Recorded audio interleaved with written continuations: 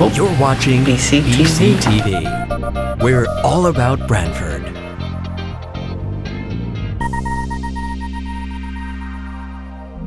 You're watching BCTV, Branford Government Television, a service of Branford Community Television. This program is brought to you in part through the support of the town of Branford. We'll call this meeting of the Branford Planning and Zoning Commission to order. It is Thursday, September 5th, 2019. I'll introduce members of the commission and staff. To my far right, we have Commission Member John Lust. Next to John, Commission Member Joe Chadwick. Next to Joe is Commission Member Joe Viuzzo, turning the corner. Commission Member Fred Russo. Next to Fred, Commission Member Paul Higgins. To my left, Commission Member Marcy Pelusi. Our staff this evening, we have Assistant Planner Rich Stecker. Next to Rich is our Town Attorney Danielle Berkery. Next to Danielle is our Town Planner Harry Smith. And in the corner is our Clerk Recording Secretary Michelle Martin. I'm Chuck Anders, Chair. We have two public hearings on our agenda scheduled for this evening. We'll follow our normal format for public hearings. The applicant will make its presentation. Please identify whenever you speak. Before you speak, identify your name and address for the record, please. After the applicant speaks, we turn it over to staff for a summary of the staff report and questions from commission members. After that, we will open up the public. We ask you to come forward, state your name again for the record, make your comments. Then we allow the applicant to respond to any of the public comments. And we may or may not continue the public hearing depending on how it goes. With that, we will start with our first matter, which is the Planning and Zoning Commission amendment, sponsored amendment of zoning and text regulation, which we'll get to right after we have Marcy read the notice of public hearing. The Planning and Zoning Commission of the Town of Branford, Connecticut hereby gives notice of a public hearing to be held on Thursday, September 5th at 7 p.m. at the Branford Fire Headquarters, 45 North Main Street, Branford, Connecticut, to consider the following. 1. Application number 19-8.1 zoning regulation amendment to add a new section 5.9 to create a, quote, Main Streets Overlay District, unquote, make related changes to the chart of parking requirements in section 6.5.d.2 and allow minor revision to site plans to be approved by the town planner. A zoning map amendment is also proposed to establish the Main Streets Overlay District in addition to the underlying zone on properties with frontage on Main Street from and including numbers 530/532 and 529, extending to its easterly end, numbers 1259 and 1180, excluding the town green and so-called Tyler Green, but also including properties at numbers 2 Chestnut Street and 2 East Main Street, and on properties with frontage on Monowee Street from its intersection with Main Street to numbers 168 and 171. A map depicting the properties proposed for inclusion in the Main Streets Overlay District is on file with the town clerk and filed in the Planning and Zoning Department office at Town Hall, 1019 Main Street, Planning and Zoning Commission applicant. Item number 2, application number 19-8.2, PDD Master Plan Amendment, sections 5.4.32, 92 Roger Street, also known as Hammer Estates, to amend the PDD Master Plan to allow the expansion of a deck. John Loro, applicant and owner. At said hearings, all persons will have the right to be heard and written communications will be received. A copy of the application is on the file in the Planning and Zoning Commissioner's office at the Planning and Zoning Department, 1019 Main Street. Thank you, Marcy. Great job with that lengthy notice of the first public hearing. With that, I'll ask item number 1. Harry, do you want to summarize the text amendment and map amendment being proposed here? Sure, I can do that. I would beg the Commission's indulgence, however, the map actually that we've filed at Town Clerk's office is not in the folder. I was not aware of that, so I have nothing to show you outside of the map that I've shown you in previous meetings that shows by the approximate location of the district. So I can go over the regulation part of it, or we can just defer having the public hearing until a member of the staff goes back to the town hall and gets the map so I can show you the specific boundaries of it. Why don't we start and see how it goes, see what questions people have. Sure, We may or may not continue it. So this has been going on for the last couple of meetings and has now evolved to the status of it actual application, for which we have a public hearing. The genesis of the idea was from actually a local business owner who wanted to expand their business and was a restaurant owner, and looked at the requirements for parking in the zone and felt that that would not allow them to actually expand on the property that they were located on right now. This has sort of been a question mark, I think, for quite a while now, is, what are the parking requirements in the downtown? Is there anything we can do to foster some of the businesses that the Plan of Conservation Development stated should be fostered? That was consensus of the commission to do that, such as retail, restaurants, active uses of the streetscape. So in response to all that, I posed possible change of zoning regulation to create an overlay district that would cover really the more active parts of the downtown with buildings that really front the sidewalk that are part of the sort of walking streetscape of downtown. And at a previous meeting, the commission looked at my proposal, deleted a couple things, and agreed to go forward with what's in front of you in the staff report, actually attached to the staff report. So I'll briefly summarize the proposed changes. The first has to do with parking, as I mentioned. So it would reduce parking requirements for retail and restaurants, and a couple of new proposed uses, live-work units and maker spaces. Would actually add these two new uses, live-work and maker spaces. It would also streamline the regulatory process for some of these active uses. It also would provide a mechanism for the commission to require interconnection between parking lots at the rear of properties. That's already been done to some extent on the north side of Main Street, but there is an opportunity to do this along Montoise with possible change in uses of some of those properties that might come before you. Some of the parking lots are suitable for interconnection, and that facilitates people moving between them and reduces the amount of people coming in and out of Montoise to access the businesses. Also, in response to discussion that's gone on for quite a while, proposed a revision to the site plan regulations that would allow staff approval of minor amendments and revisions to approved site plans, basically related to construction circumstances that are foreseen during the original approval.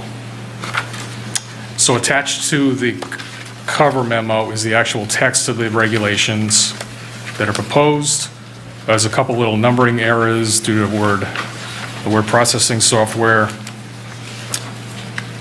So I would suggest a couple of things. Seeing 59B under general, this is the actual text, the proposed Main Streets Overlay District regulation itself. That should be number 1 and 2 instead of 4 and 5. I think there's another numbering error on the 3rd page, I believe, of the regulation text under 59E. It says 6, 7, and 8 should be 1, 2, and 3.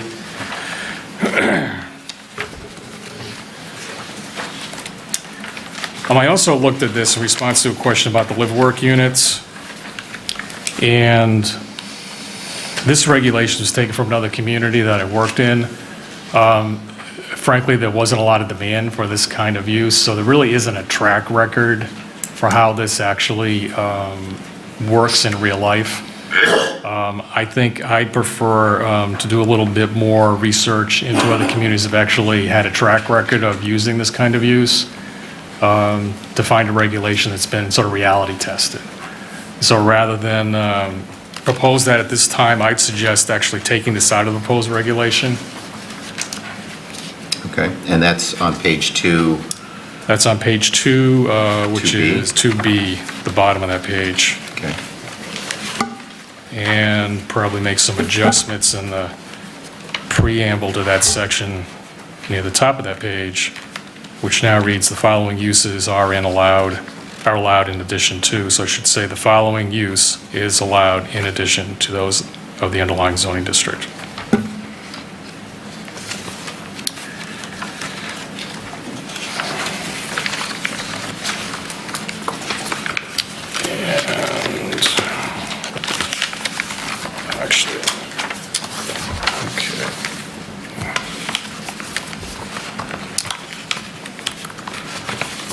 Actually, I do have a copy of the map, so I can put this up.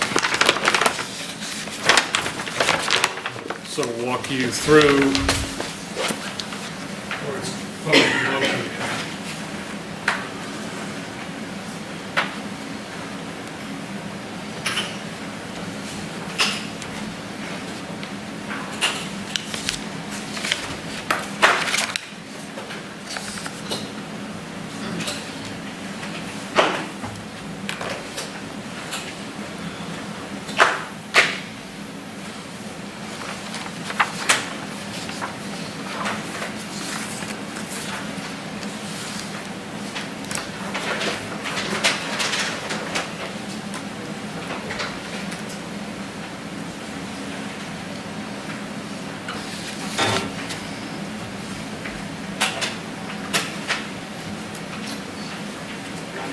So the western end of the zone would start just past Kirkham Street.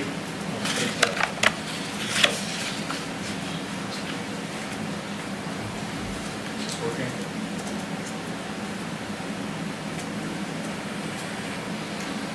How's that? The green light's on, so I don't know. How's that? Great. It's good.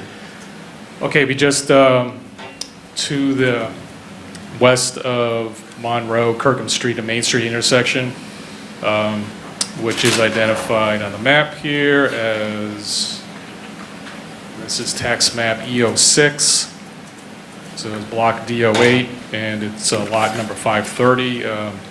It's basically the building just past the building that formerly had Beach Donuts in it, which unfortunately has left town. On this other side, it would pick up right before the gas station. It would continue on to the east. All the properties actually fronting on Main Street would be a part of this proposed district. Properties that would be excluded, include the library, exclude the town green. And so as you get down to the intersection of Main and South Main, you have the bank building on the corner of Eads and Main Street. Excuse me, that's, and then as you're coming along Main Street, everything across from the green on Main Street on the north side.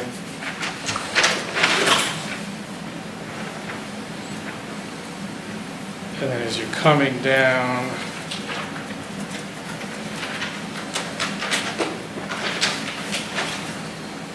you've got all of the PDD down where it's at the bottom of Ivy Street and Main Street, and you've got all the properties on the east side of Montoise up into the cemetery, and you've got the municipal parking lot at the corner of South Main and Montoise, in addition to the property with the Saggio restaurant on it. Going down, picking up at the very eastern end, G-Zen Restaurant, and the, I think it's Elements Massage, property 2 Chestnut Street, in addition to properties going from, I think stops at lot 125 on this map, which is just to the east of, I can't remember the name of that restaurant down the Shoreline Takeout Restaurant. Shoreline Foods. Thank you, yes. So it'd pick all of that up, it'd pick up Branford Building Supply property, and would pick up the Board of Ed building on the corner. And I can bring that up if anybody wants to look at any specific properties. This is essentially what we were talking about during the discussion to draft the proposed regulation. Thanks, Harry. Is that it? Yeah, Okay. that's essentially it. Questions for Harry? In Section 2.8A-1, it says the production or processing area shall comprise no more than blank percent. Did you have an idea on what percent should be for production area and what percent Thank should be? you. I think 25%. 25.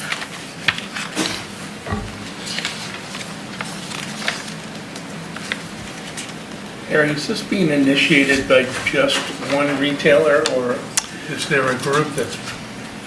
No, it's being initiated by discussions with one business owner. However, I did review the concept with the Economic Development Commission. They were very supportive of it. Also with the Downtown Retail Merchants Group, they were also very supportive of it, and discussed it at a meeting of the Town Center Revitalization Review Board, and they were also pretty supportive of it. So I think it's something that should really hopefully help the downtown a little bit by relieving parking requirements and the need to come in for a special approval for retail uses in the downtown. Is there any reason why you didn't take it further down Monowee Street when you've got the Citizens Bank building that's vacant and is primed to attract something new?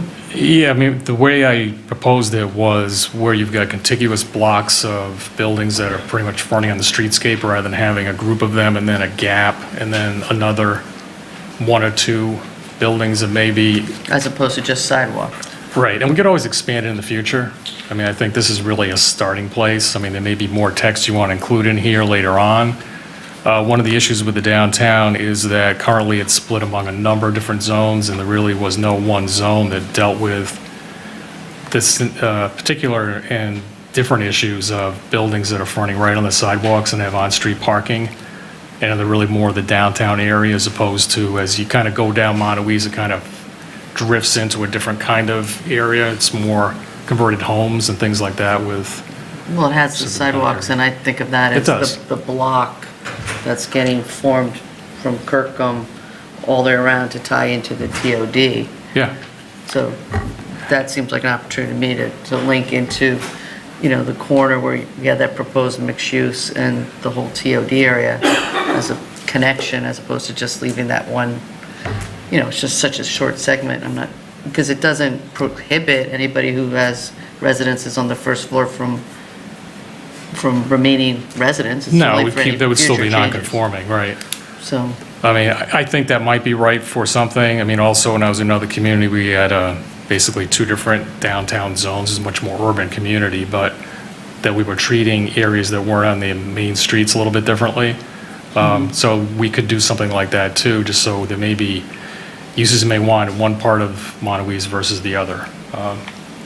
So at this point, I mean, this is what's been warned. We could definitely expand in the future, though. Thanks. Historically, my recollection is there's been a number of changes of use when people come into the town center. And we've undergone this sort of fictional enterprise. Do you meet the parking? Because if you're changing a use, the new use has to meet the parking, whatever. And I think the methodology was to see not so much whether they actually meet the parking, and sometimes they did, but other times just to see, is this generating more parking than the use was before, assuming the use before was non-conforming. So somehow there was a desire to make it work and to find the methodology to make it work. When the reality is that there is, at least in the downtown area, there is a public parking element, which is, you know, satisfies part of the uses. And the other thing is, so I think what this helps too is that it's explicitly for the type of uses that we want to encourage, which is more retail, restaurant type of uses in the downtown that they frankly attract people rather than just a business use where you may be there for just an occasion. So, I mean, that's my take.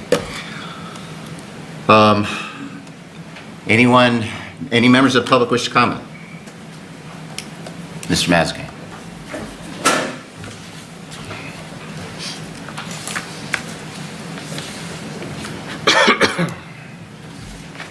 The one thing that sticks out to me, though, introduce yourself.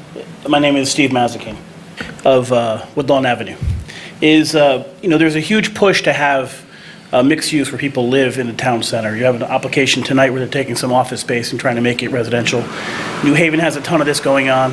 And so I'm looking at the proposal under streamline and regulatory review process on the bottom. And there's a couple things listed there. And clearly, marine-related uses, things of that nature shouldn't be there.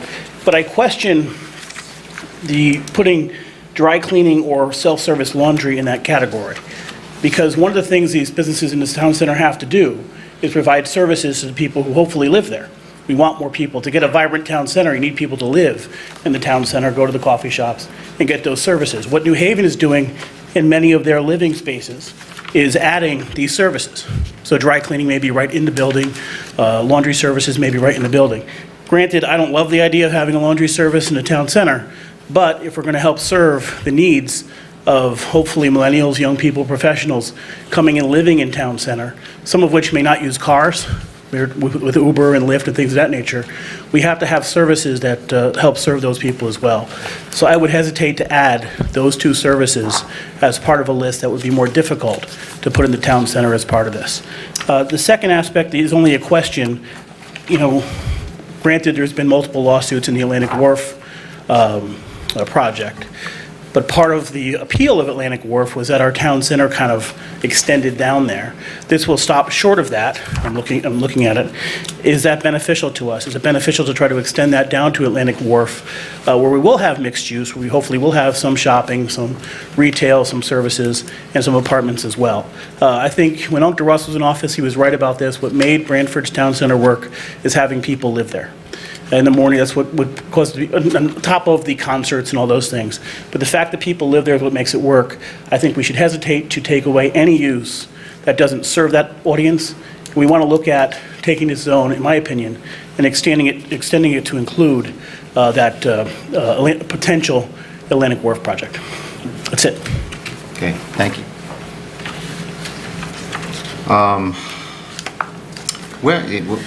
What section was you, I'm trying to identify the section you was, Which section was that, Steve, that you referred On to? the front page, streamlined regulatory review process. Last paragraph on the front page. oh, Page 2. right. Yeah, I apologize. I think we backed off of doing that, actually, so I think they're just the way they are. The two things that are going to be limited are residential dwelling units on the first floor and parking lots. So we already took that out. Yeah, it's already taken out. So you're taking Yeah. out streamlining or the specific uses? No, that was just the specific uses, those were just left the way they are. So they're as they are currently, the underlying zone. The only two things that are going to be eliminated are residential dwelling units on the first floor and parking lots as a standalone use on a property. And then with respect to Atlantic Wharf, I mean, that's a planned development district, so they really have their own use categorization, which wouldn't really be affected by a change in this, so we really can't affect this by, I think it really goes to the point Marcy's making about how far on Montauk should the district eventually go, so. This would end where? Right now it would end where Asagio is. I just and thought at the that was cemetery kind on the of side. arbitrary because it wasn't at a street corner. To Atlantic Wharf is a different zone? It's the zone it is right now, which is the BR zone. Right. And quarter mile and one lease, you have three different zones. This doesn't change the zone, this is an overlay. This serves essentially to relieve certain parking requirements in this area. Because frankly, there are some public parking in other areas. And the example given, I mean, Harry may want to get this wrong, but the example of a restaurant that wanted to expand but couldn't, and this would, by Allow being able that, to do basically. yeah. I mean, and I think, I like the idea of starting and then expanding, and then, rather than starting big and contracting. This general area has more public parking than further down in Montauk. It's more still individual lots providing their own parking. If we got some more public parking areas down further in Montauk, I think this would certainly be more suitable for that, but. There's all on-street parking, it's just that the streetscape isn't the same as Main Street with the Yeah. chicanes and all of that. Yeah, and the on-street parking is really, it's not really, I mean, there's an area for it, but it's not striped off for individual Well, spots there's not the like it is. chicanes at the street corners like Right. we have in the downtown. Yeah, that's part of the issue. I mean, there really, I think, needs to be a lot more done with respect to the zoning in the sort of downtown area going down the hill towards the post office and so forth. There's a lot of different zoning designations. So I think this is really the start of another process of looking at all that and trying to update that so the zoning is set up to facilitate what the community wants to have happen there. Right. Yeah, and just to underline, we're not changing the existing zone. This is an overlay that essentially relieves you of some burdens if you're within there. And That's, I agree with it. I mean, yeah, in the last 2 months, we've covered 2 major stores closing in the town centers. There's a sense of fear of what we Right. can bring people there. Correct. I just want to make Correct. sure that people who live there, move there, have their services taken. sure. Yeah. I have a question. Sure, Fred? To Harry. To what extent are property owners being engaged in this process? 'Cause it would seem to be a very critical part of it, that, we have that empty store now where the Denali's, and Right, places like right. that might be broken up into 3 or 4 smaller places Yep. to suit what we're trying to do here. If a property owner is not really aware of what's going on, we're kind of working in a vacuum to some degree with them. I think a little bit. I mean, as Chair says, I mean, this is really a relaxation of requirements, so I think it does nothing but benefit No, I agree with that. some of the property owners. I think when we go to the next step, I think that's when we really need to reach out to all potentially affected property owners in the downtown area and have some kind of dialogue in terms of, what are they looking, what do they see the area evolving into, and then try and craft something that addresses everyone's interests. So I think that is an important part of it. But with respect to this sort of initial application, I think it really does nothing but Okay. reduce the regulatory requirements right now. And what were the organizations you spoke with or consulted I spoke with? to the Economic Development Commission. Actually, I sent it to them, so it was presented to them. I could not attend their meeting. I'll be attending their meeting in September to get some more detailed feedback about the whole topic. And I spoke to the Retail Center Merchants Group and presented it to them, as well as the Town Center Revitalization Review Board.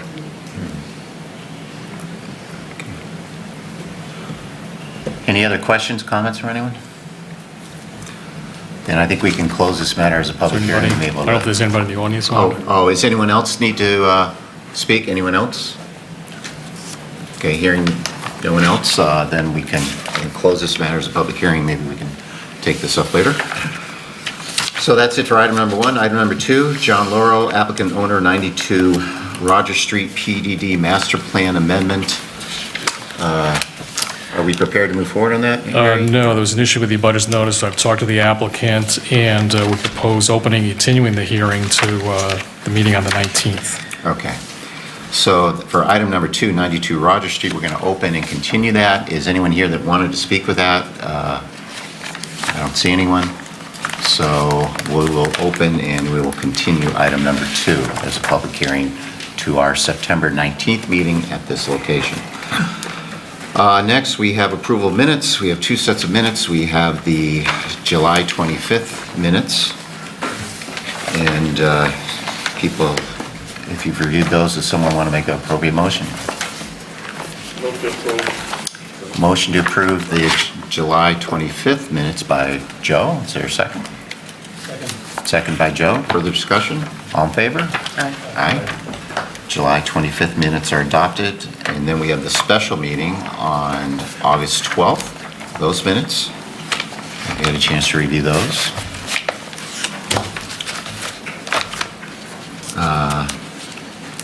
I was not at that meeting.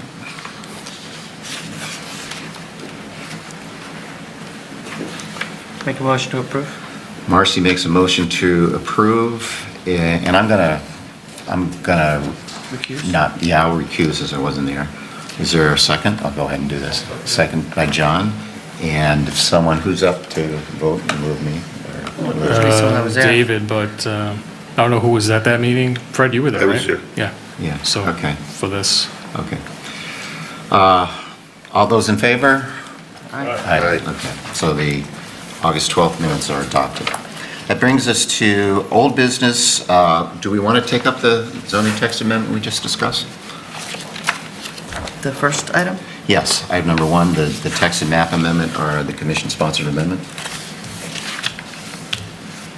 Fine with it. Just soon take care of it? Okay.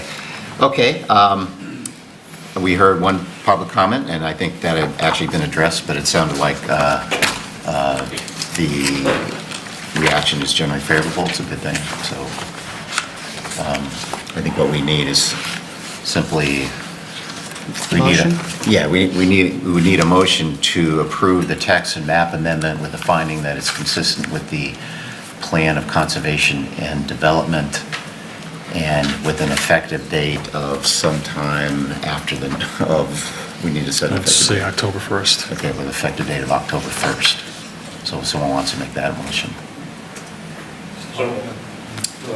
Okay. And you're doing that with the amendments to it that were discussed? Yes, with amendments that were discussed, which, with the numbering ones and the deletion of 2B, the live-at-work units, in the 25% addition with those amendments. That's correct. Thank you for, yeah. So that was your motion, right, Joe? Okay. Yeah, right.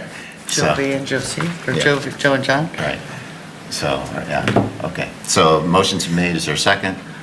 I'll second it. Okay, second, John. Further discussion? All in favor? Aye. Okay, so those amendments are adopted effective October 1st. Brings us to old business with Audrey Nuzzo, the zoning amendment for the addition of a new accessory use to a farm use. We had a couple public hearings on that, and there was sort of various options that were discussed. I think what we need to do this evening is to figure out which option we're going to get them straightened out, and then I don't think we can vote tonight because there's just too much up in the air, and then we'll vote at our next meeting. So I think, Harry, you sent out a number of questions in the staff about where we'd like to go, raising a number of issues. Right. My general sense, by the way, when I looked at this, is that some of these issues, some of the details don't need to be in the text amendment, that they could be conditions of the special permit. I mean, things like the hours of operation, about, like that, it depends on, it's a text amendment that can apply in multiple locations, so it depends on the specific location, so we can set it down then. So I'm hoping we can eliminate some of the issues and just bring them up at the special permit time. But Harry, why don't you go through what you think we need to review? Okay. In the effort to help try to focus discussion, I did list several issues that seem to be outstanding at the end of the public hearing process. And this is in an update to the staff report, which is dated as prepared for this meeting. So on the first page, there was and again, to go back, at the end of the public hearing on the 25th, the applicant submitted a revised version of what they were proposing in terms of the text to this new section 17.18 for the non-agricultural farm events. That made several changes. At that meeting, I also, even though I got that afternoon, went through it quickly and just inserted possible language changes to that final version of it that was submitted by the applicant, just to have it on the record of the public hearing. And one of the things I noted there was the size minimum requirement. So there's a 7-acre minimum required. Also during the hearing, there was reference to a recent regulation that was just adopted by the North Branford Planning and Zoning Commission. That had a 20-acre minimum. Now, I know one of the properties being considered for this regulation is only 7 acres in size in terms of the combined properties that are controlled by it. So I just wanted to raise that as a question. I'm not necessarily recommending 20 acres as the minimum. I just wanted to throw that out there for the commission to consider. So are we agreed that 7 acres is good because it applies? Right, okay. Yeah, I mean, Great, okay, so we can keep 7 acres. yeah, we could definitely do this as a back and forth Right. thing. Right. I guess one of the questions when you're setting these measurements, 7 acres of what? 7 acres of gross farmland, saving 7 acres of acreage? I believe it's Oh. net land area, net lot area, so you're excluding wetlands and steep slopes. It's just Per the definition of the gross regs. site area. Yeah. Okay. Is it net, or is it, I don't even know what it is? Because it wouldn't be net. I don't know if, It's not again, you know, buildable. this is, I'd have to look at the text again. I thought it was just the acreage, the actual acreage, whether it included wetlands or I not. think the question and is, the question is how you interpret that, but that's. what amount of acreage constitutes a farm? How many acres do you need to have? I mean, it should be a sort of general number. I mean, I'd be comfortable with 5 even, you know, just because I think it needs to be general to the zone general to the topic of farming, not the applicant. Yeah, they proposed 7, and I thought it was just gross acreage. It doesn't, I don't think you have to exclude wetlands or anything else when you Okay. do it. And I'm fine with their recommendation. It's large enough so that you can't have someone, doing a pseudo thing. It actually, I think you need a certain amount of acreage to be a No, I farm. agree. And, yeah, so I'm fine with their recommendation. If someone wants to come in to say we should shorten it because they have a smaller farm in the industrial zone, could consider it, but I think that's fine. Okay, moving on. The original text of the amendment had a limit of 190 patrons on any one event. So in the new version from the meeting on the 25th, that was taken out. So the question is, do you want a limit? Is 190 a number? Do you want no number, or do you want a different number? This was an example of, I thought it would depend on the actual site. I mean, if you had a 20-acre site, maybe it could be larger. If you had 7, it would be small. Yeah, I think it depends on what the layout of the site is and where how much parking is available. What they can accommodate at the time. Yeah. Whatever So, the event is. right, we could and what they have to decide that if we need to decide at the time of special permit when we actually see what the site plan looks like. So I thought we could just take that out, but I Yeah. agree. I mean, Fine. we can analyze that one. Right, when it's Okay. Specific to the applicant. yeah, so you take that out. The next one here, we'll go through these. The next one I think might be a little trickier. There is a proposal in here to allow alcohol consumption to be part of an event without really any reference to any particular kind of liquor permit, which I don't think we actually have in any other part of the zoning regulations at the moment. But this could potentially allow a cafe liquor license, which is a type of liquor license that would be used for essentially a bar, to be obtained. It does allow wide hours of the day in terms of the ability to serve alcohol up to the legal limit, which I think is 2 a.m., and maybe depend on the day of the week. So you possibly have a situation where you have a liquor permit which has a pretty wide scope in terms of when you could operate the liquor serving part of the business on the property. And you may have a zoning regulation that is pretty limited to, depending on the characteristics, whether you want to keep some of the parameters in here about days of the week and hours of the day, or you want to establish those on a application-by-application basis through the special exception approval process. You could have two things that are kind of out of sync in terms of the limits in terms of times of day and when the event might be held. So you have an event that's limited to a few hours in the evening, but a liquor permit that would allow you to go to 2 a.m. to serve liquor. We're not equipped to police such thing. The state might only be interested in making sure the limits of their permit are observed, not necessarily the additional limits of a zoning approval. So, I mean, that's the potential scenario as staff a little bit concerned about. One thing I did suggest was potentially limiting the consumption of alcohol to that under a caterer's license from the state or a temporary event license. They're much more limited in scope, and they would be limited to the time of the event itself or the presence of the caterer on the property, for example. So those are possibilities. I mean, I think you have my opinion, not as a lawyer, but opinion as a planner, have the ability to limit this consumption of alcohol through this use to certain types of liquor permits issued by the state. So that's something to consider, and Got what thoughts? you want. I have a question. Sure.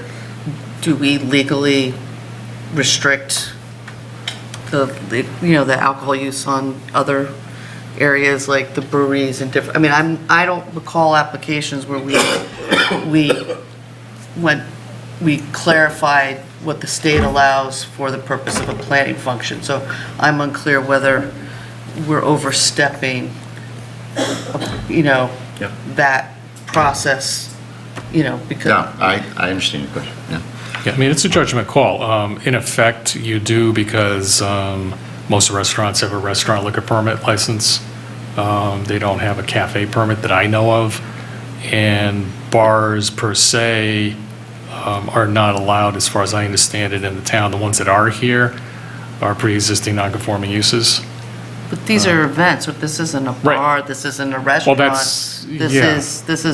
This is something that's incidental to Right. the activity, and we seem to be magnifying the hours into this and overcomplicating it. It's like if, you know, my understanding is that it takes a lot of jumping through hoops to get a liquor permit. You know, That's the whole to have a application process, caterer's absolutely, yeah. have a caterer's, you know, is going to be, there's going to be a natural progression of what they need to do to accompany the event for what they need. I haven't heard that any of this was about, you know, having big bashes and alcohol, but just as a complimentary, you know, like food to an event. So I don't Well, know, there it is just a provision. I'm feels sorry. excessive to me to be Yeah. worried at this detail. I mean, there is a statement in there that, It's got to be a license that is specific to an accessory use. If there's a caterer's license or a special event license, why wouldn't that apply to a special event? Here's what I see the issue. The issue is the concern that I think was expressed, you know, I think openly in the public hearing, that this is not going to be an accessory to a farm event. It's going to turn into a general bar situation, and that if the regulations specifically say that you can use a general liquor's license, the type of license that runs a bar, that might be an occasion for abuse of the underlying zoning issue. That is, I think that's the reason that you would specify the type of permits in here if you wanted to do that. The contrary to that, I think, is Marcy's point, which is that we're not the state. We don't regulate the different type of licenses that you get for serving alcohol. The expectation is there will be alcohol served at a wedding event. So the anticipation is, yes, we expect alcohol to be served, and they need to get whatever permit allows them to do that. What we are doing is enforcing the zoning side of it. And, I mean, you do that by the number of events rather than the type of license they need to get from the state. I think I understood this point as being that this was a sort of a guard, a way to further assure that it isn't abused if you're concerned about that. So those are the different sort of, you know, pros and cons of doing that. But generally, I don't think we regulate the type of state. I mean, they're sort of independent of what you do, so. yeah. Make this simple, if you serve liquor under the caterer's license or a special permit for that particular event. And I don't think they're looking for anything more than that anyway. Whatever event they're having, if they need, like you said, a wedding, you're gonna serve a wedding. I don't know the details of how you, Yeah. what you get. I mean, there is a. Sure. We've been warned, because we're now live, to try to use the minutes, because he's Oh, not able to take it. okay. There is a Thanks, statement in here, though, in 918H, which is on page 4 of the draft from the applicant, which says, such facilities shall not provide alcohol unless licensed to do so, provided by a licensed vendor. And all goes on to say, anytime alcohol beverages are served, it shall be deemed to be a non-agricultural farm event. Well, maybe you can take that sentence out, because. Yeah, that might be because something you want to They do. may not be a non-agricultural event, and they're just serving alcohol. I mean, Right. I don't know. Well, would a that's an farm event unnecessary- ever serve alcohol? It's an unnecessary sentence. I would think so. On the permit for the special event, they would have to fill out a permit for each one of these, They need to notify the state about each event, I believe, the state. the state, right. I think that's sufficient. So on the application or on that permit, you would have some provision in terms of liquor licensing or whatever. Yeah, Yeah. they need to cover that with them. I'm generally comfortable limiting the service of alcohol by limiting the number of events, with the expectation that any event that they're authorized to do, they're going to serve alcohol, and just let them worry about whatever permits they have to get to do that. From the standpoint of liability and insurance, which is what you got to go through to get under anyway, I don't think in this particular case, are going to have the opportunity to run wild. It's always the unintended consequences of future people taking advantage of this particular zoning action. Right. No, and if there's abuse, probably, yeah, we may do something, so, yeah. Okay, so it sounds like we're not gonna, the direction is not to specify the type of permit, but maybe take out that sentence. That sentence, okay. That gratuitous sentence in there.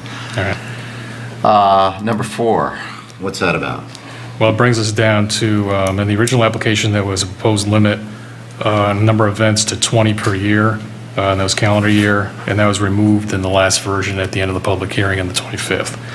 So the question is, do you want a limit? Do you think one is necessary or creates a bright line between the accessory use version of a potential use, and if it goes beyond whatever X number, could that drift into category of principal use of the property? It's decision. My understanding of that, the etymology, how this was arrived, is they originally proposed 20. And then they saw that North Branford didn't have a number when they adopted theirs, which again, that's a 20-acre minimum, which wouldn't apply to them. And they have this management plan, and it says the number in the management plan that it says. And it made it sound, when I read it, that you could have as many as you like as long as police and fire are okay with that, which I don't think that's what this is. This is an accessory use to a farm. It isn't a principal use, because theoretically, you could have fine. You may be fine to have it every week of the year. The special events. It could be another center, So I like the idea of having a number of events, because that to me confirms its accessory status, which is how they propose this. And I think 20 gives them more than enough. I think they get 4 now, and 20. And they said they could live with 20. I like the idea. I think I'm fine with leaving it at 20. I think that would supplement their income and do what they need to do, and make sure that it doesn't turn into just an event, a parcel of land for events rather than a farm. Chuck, is there a magic number that turns the property from a farm into a different type of venue altogether? Is it 25 or 30? I don't know. I don't know. The only limitation is it's defined and it's promoted as an accessory use, which by definition is incidental and subordinate to the primary use. So it has to be not the primary, but an accessory, a subordinate use. They came up with 20, presuming they can live with it. I agree 20 would be accessory, even though it's a lot. 20 events is a lot, I think. But I think it gives them, it serves their purposes. I think you could say it's still accessory. So I would be good with their original proposal, which is 20. I have a couple of thoughts. When I hear subordinate too, is it subordinate based on income or subordinate based on, amount of time? And, how do you quantify it? Do you quantify it based on that measure or not? And if, regardless of the number of uses, their income starts to exceed a certain point, doesn't that automatically knock them out of farm status and drive them back to, aren't there some mechanisms that are already there that control that? And then the other side of it is, I remember what Joe was saying as far as like the bureaucracy of having to manage and doing checks and balances, and I think that's why we're shying away with whether there needed to be a definite number or not. Whether it's 20, 10, 30, this number was proposed by this applicant, but it's really meant to be general to the zone. So, I don't know how you arrive at a number that keeps things sort of general and universal. And my first sense is to say, well, at what point is it no longer accessory? And is that governed by, number of uses, money, gained, or, so that's what I've been grappling with. No, and I think in your point as to checks and balances, if they do too much, could they lose their tax status? They might. I mean, I don't know. I don't know to that, and I frankly would be hesitant to rely on some independent non-land use thing to enforce what is essentially a land use issue. I I like bright lines. I like certainty. I like knowing when you're in and when you're out. And if you're going to adopt a regulation, let's make it clear when you're in compliance and when you're not. They proposed 20. I think it's fair. I think it does the job. So I would go with that. I mean, that's my thoughts on it. I'd like to see it up to like 26, which is half a year or something. I mean, it's not much, but I mean. Yeah, if there's 52 weekends in a year, then you, It starts in April all the way to November or something, maybe, or put something in there that if they get to 20 and they need a few more, they got a couple more events before year's over, that can they increase it somehow? Can we put it in regulation that they have? Well, flexibility. you could always revisit the regulation too. I mean, the thing is, this is a brand-new use. So essentially, I mean, I think to start out smaller and see how it goes, and you could always consider expanding it a little bit and get an idea of, well, is 20 accessory, people get an idea of what's going on out there, how much activity, related to the farm is going on versus the event venue component to this, and, I mean, that's just something to think about. these are 20 non-farm related uses, so there could Correct. be. Right. Okay. There could be other, Farm related uses. Yeah. Which doesn't count as 20. Right. right, All right, I right. misunderstood. All right. Yeah, like a corn maze or something like that. I mean, that could be a non-farm, it could be Right. farm-related use, it's not. Yeah, like they have a market, produce. a farmer's Exactly. market. Yeah, they have some of that already. That's part of an event. Yeah. That's not an event. Yeah, no. That's farmer's not a market. non-farming event. That's a This farm is, event. yeah, there's the definition, they said Well, weddings, they gave that's- examples, weddings and Not being a weekly conferences. thing or bi-weekly thing, and all of a sudden you're up to 26 weeks, 27, we got Right. 30 weeks. And I Yep. was thinking all events. Yeah, I do like the idea of just taking 52 weeks of the year and having it. I think to me that's a logical number to arrive at that's just general to any farm, without being, but that's just me. It's mathematically derivable argument. Thank you. It gives it as a meaning to me as opposed to 20, which I can't relate to anything. Well, if it's less than half, it's more accessory than half. Half is almost like it's 50-50. or whatever. So- You're right. That's good.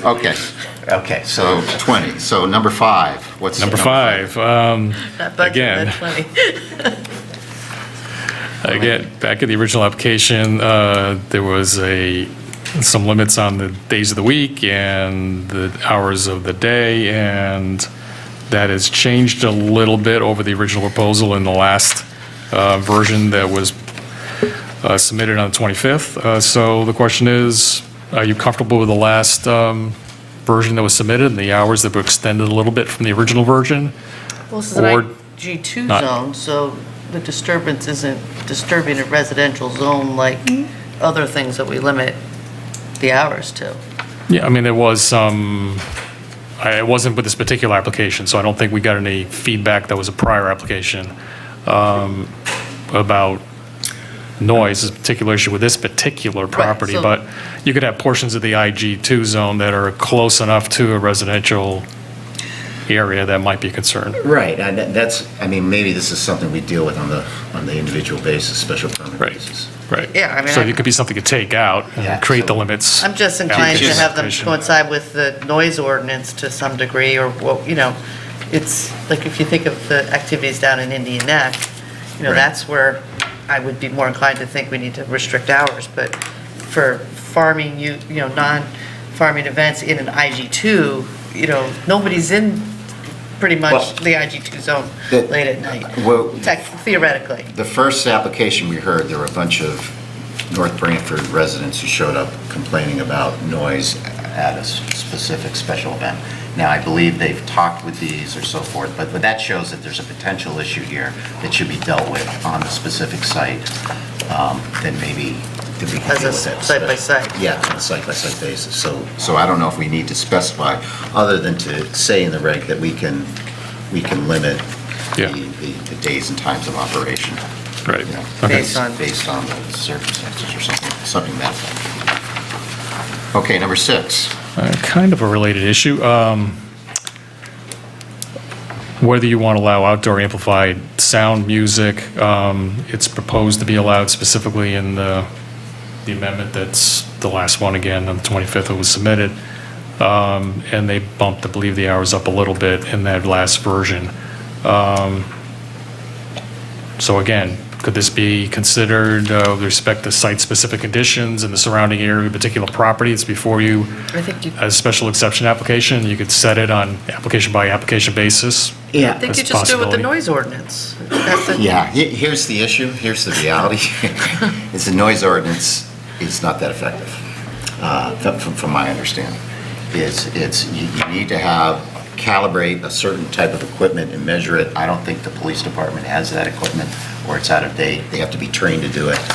There have been complaints, I've heard complaints about the Indian Neck area, about the brewery, having concerts, so forth, that probably violate the noise ordinance, but But they that couldn't would, do that's anything. regulated based on the hours. That's what I mean by noise ordinance, that, not the decibels, but. Oh, the noise ordinance doesn't regulate hours. It regulates by actual decibels at the property line. Yeah, I mean, it does shift in terms of hours, but it is by decibels, yeah. Yeah, if you are generating sound at the property line, there's over X amount of decibels in this particular area, you're supposedly in violation, but good luck. I mean, But doesn't everything have to be turned off by a certain time regardless of decibels?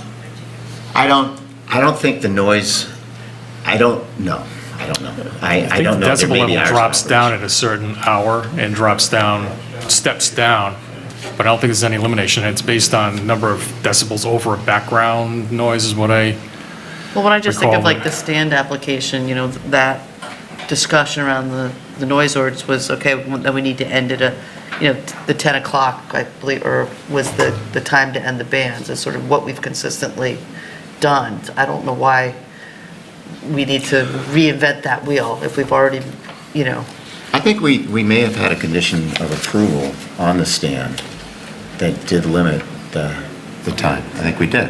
yeah, Okay. that's what Well, I'm saying. But I mean, that- I just that want to would- be consistent Well- across the zones with where we have bands and performances, Well, and to try to have it, even if it's not effective, have it be consistent with the noise orders, because those are the only, measures we have in place. yeah, look, I think the major impact for this use that I'm most concerned about is noise. I'm less concerned about alcohol consumption or parking or accidents or traffic. I'm more concerned about noise, and so that, all those are good concerns, but I think we should deal with it on a specific, on the application basis, knowing where are they proposing. I mean, you could say no outdoor music or no amplified music. You can have acoustic music after certain hours or whatever, but let's deal with that. Let's see what they propose. Let's see what the neighbors say. And then we can maybe limit where it happens and so forth.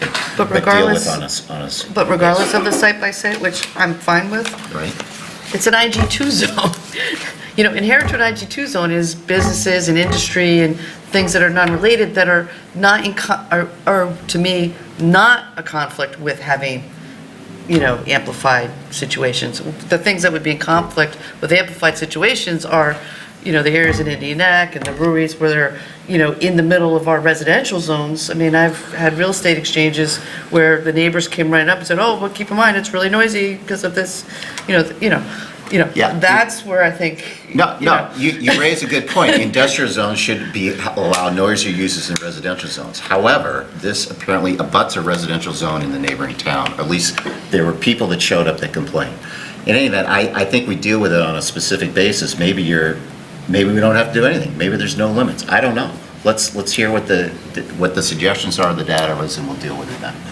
So I don't think you need to put it in the text, which, Right. that's what I'm saying. okay. Anyway, is that okay? Yeah, okay. What's next, parking? The next thing is parking. I think what's been proposed seems to be sufficient. It does raise some questions in terms of, and maybe this is brought up again on a application-by-application basis, the actual conditions of a property if somebody's proposing to use a dirt area, a gravel area for parking.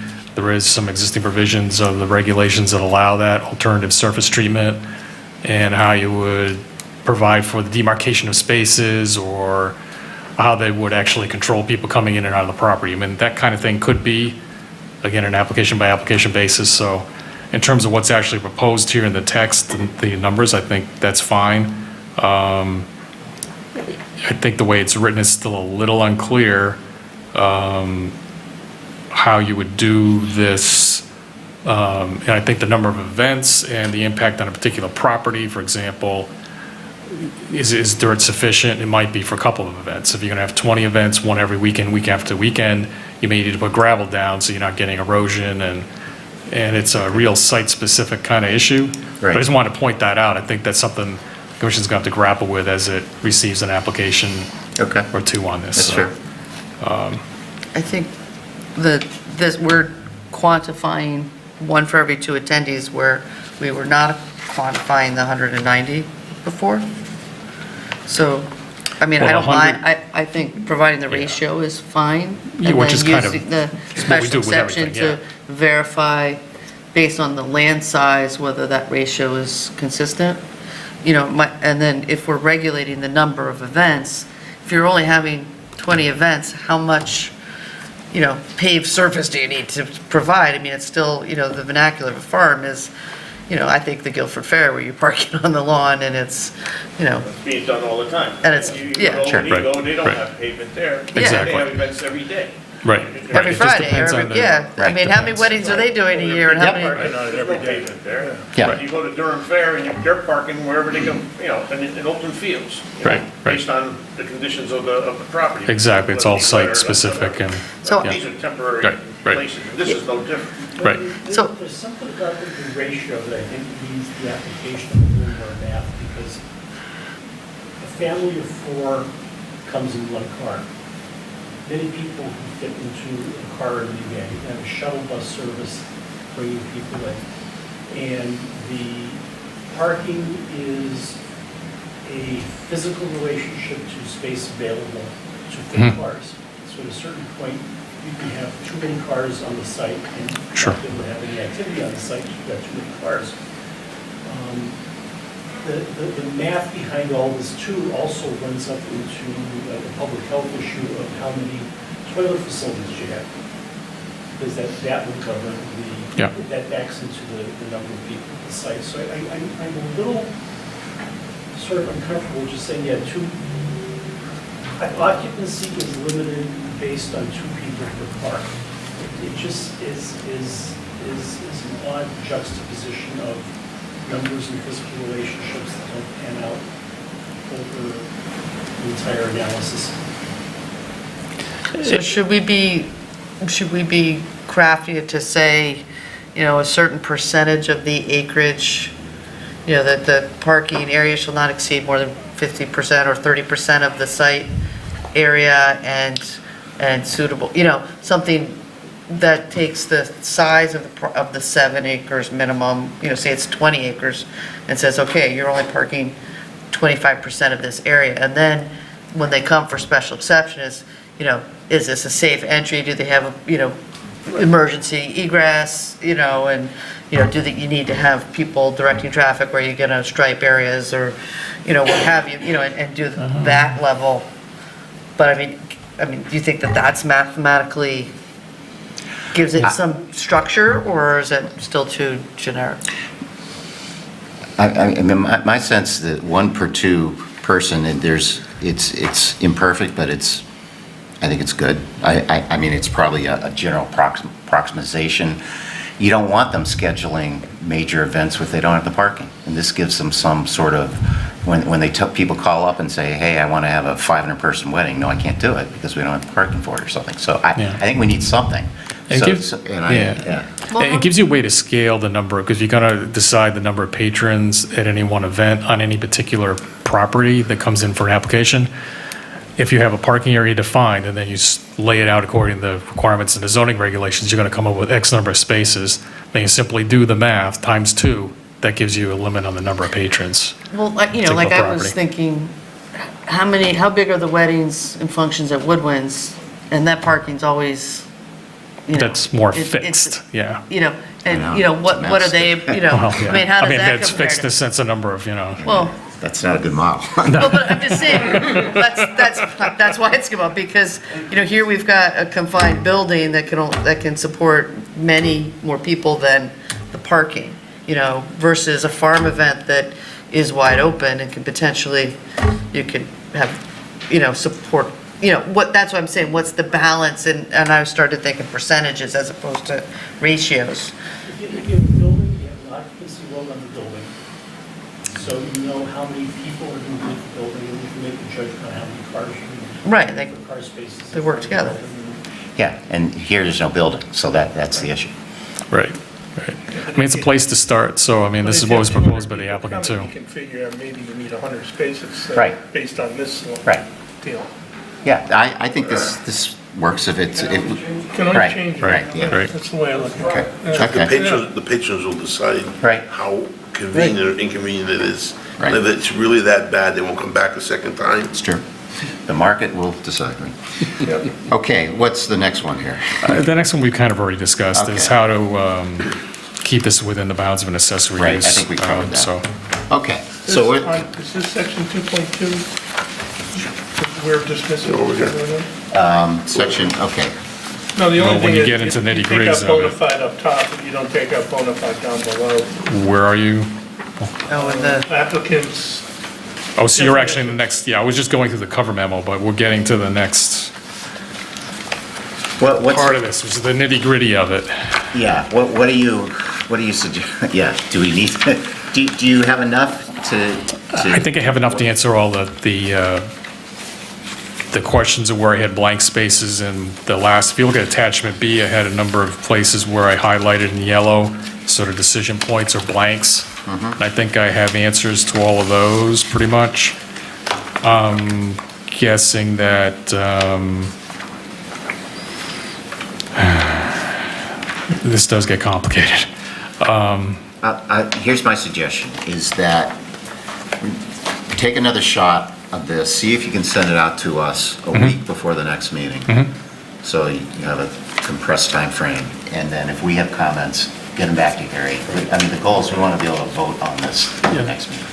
So get a draft to us before then. I'll talk to you, you can talk to me while you're drafting it. And Sure. I'll try to help you out. And if anybody has any comments about some of the actual edits in attachment B, there's some text in blue where I proposed some changes. Most of these are technical that tie the proposed language into the requirements of the existing zoning and kind of change things that are proposed in ways that we don't follow with other sections of the regulations, such as in the purpose section, that last paragraph, it has, it lays out the approval process. We don't do that in purpose statements in any other sections of the regulation. So it just sort of regularizes this into what we already have, mostly. So those are the content of most of the edits I proposed in blue. Okay. And a lot of the technical things I had questions on before were addressed with the last amendment. So I'll take another stab at that and send it out and see what folks think. Okay. Okay. Is that okay? Okay? Yeah. Okay, great. Okay, so, because we do have like 14 other things on our agenda. that's very cool. Okay, so that's it for old business. Turning now to new business. Item number 1, Town of Branford, David Jenkins and Mary Barnett, 60 Averill Place, coastal site plan, storm drainage and erosion control. And who do we have here? Mr. Harkins. Oh, we're going to try to stay to the left of this line here for the camera purposes, I've been told. So, I guess the presentation doesn't go on the camera. I know, it's unfortunate.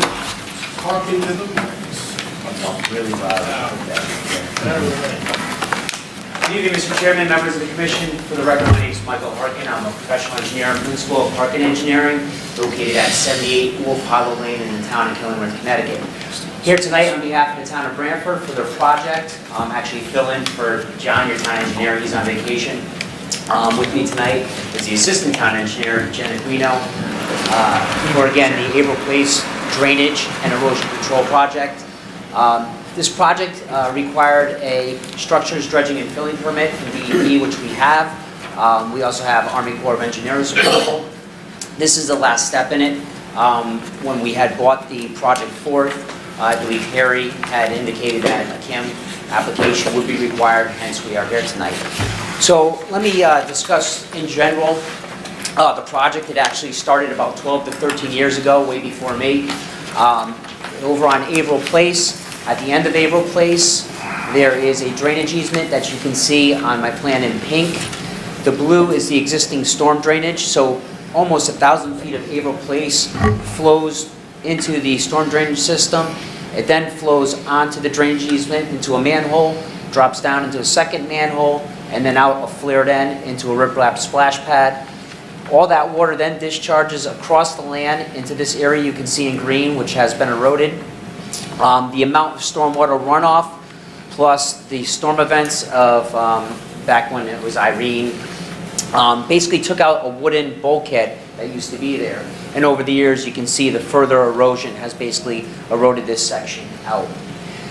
We were asked about 4 years ago to look at this from the old town engineer, Janice Plasiak. She knew that we did a lot of dock and OV work as well as seawalls in the state. So we took a look at it. We brought it to a point. We were asked to stop at that point. We didn't follow through to keep going as far as the permitting process. About a year and a half ago, we were asked to pick up the ball again and go and get that approval, which we did. So to make a long story short, we do have all the approvals in place.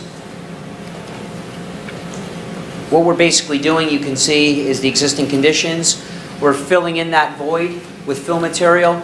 We're creating an area, we're putting a parch coat with modified riprap across there. Then we're putting choir logs, and then we have some wetlands plantings that we're putting in that was specified out by my soil scientist, Rich Snarsky. Additionally, in order to prevent that swale from the erosion due to the stormwater runoff, we're putting in a new manhole and then basically carrying that pipe to a flared end right at the point of discharge. So we're not going to have any more scour due to the town's stormwater. You can see basically per DEP, we cut the cross sections to physically show how it's going to be installed. And then here's a plan view looking for the water side. So with that being said, I'm trying to keep it brief because we have pretty much all the approvals in place except for the CAM. I think that in the staff report, the staff comments, the DEP fully encourages the Planning and Zoning Commission to approve the application at the local level for this project. Thank you. Rich, did you prepare the staff report here? Yes, I did. This, again, is a coastal site plan. And as Mike stated, and also in the memo, the DEP did comment on that, and they were all in favor of approving this application at the local level. So I think that's pretty straightforward. Everything we had included would be just the approval of the site plan and consistency as a finding. And then condition would be prior to the start of construction shall be installed in the satisfaction of the zoning enforcement officer in cooperation with the assistant engineer. And straightforward. Great, thanks, Rich. Questions for anyone? So this is all wetland, and where, is there any low-lying areas that habitat's gonna try to come up? Or, I just think of CAM approvals as, providing access to areas. Is there a reason why we don't want to promote access, or anything we need to pay attention with regard to the water levels and habitat? Not really. One of the comments from DEP that we looked at, as well as Army Corps of Engineers, was to look at the levels for vegetation growth up there. As we go up the bank, there's certain levels of certain vegetation that will grow better in the habitats with the salt water. So my soil scientist basically specified out which layer and how many plantings per. The layers of vegetation do change as you go up on that living wall, which is going to create that habitat. So that vertical drop is what, 3 feet? That drop is approximately 5 to 6 feet. And, okay. And stepped enough that we don't need any railing or... Correct, it's slate back. Yeah. In order to make a natural slope.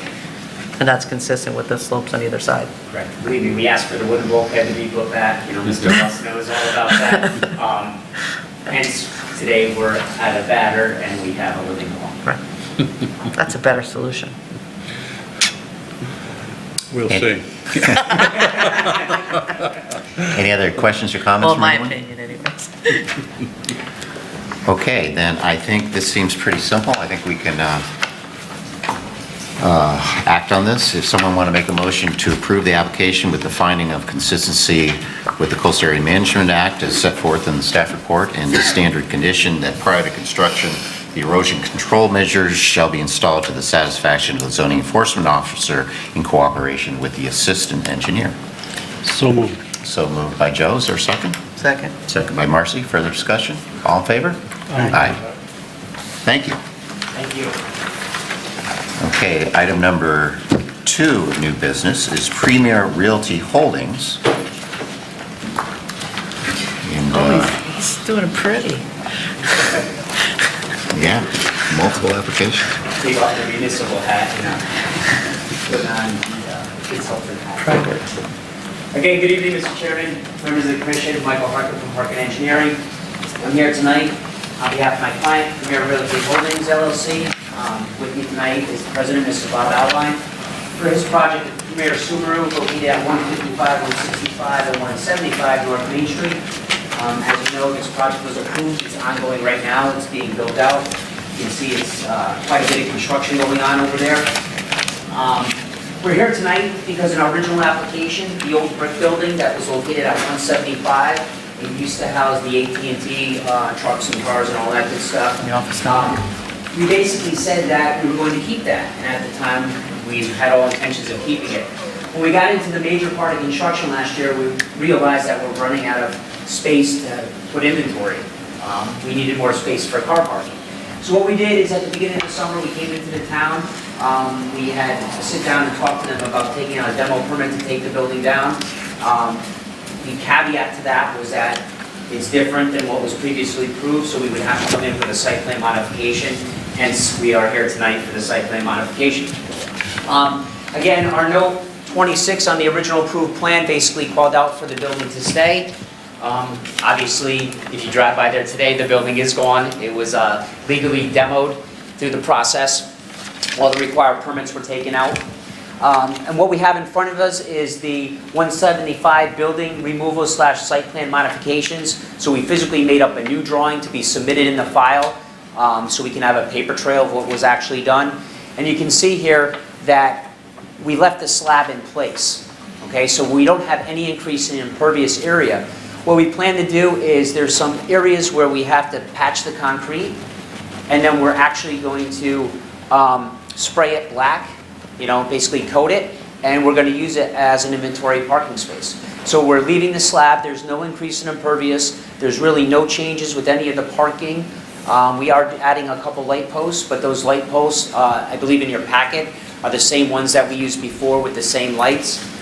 There is no change in landscaping. Previously, we had proposed 3 trees to be put out in front of the building, and now we're proposing 3 trees in front of the parking lot. So basically, nothing's changing except that the structure's gone and we want to park on that. Because we're asking to be able to park on it, it is a special exception. It's section 6.5.K.2, which is an alternative parking surface. So that's why we're here tonight. Thank you. Rich, prepared the staff report? Yes. Initially, we're also proposing a public hearing waiver Correct. for this modification.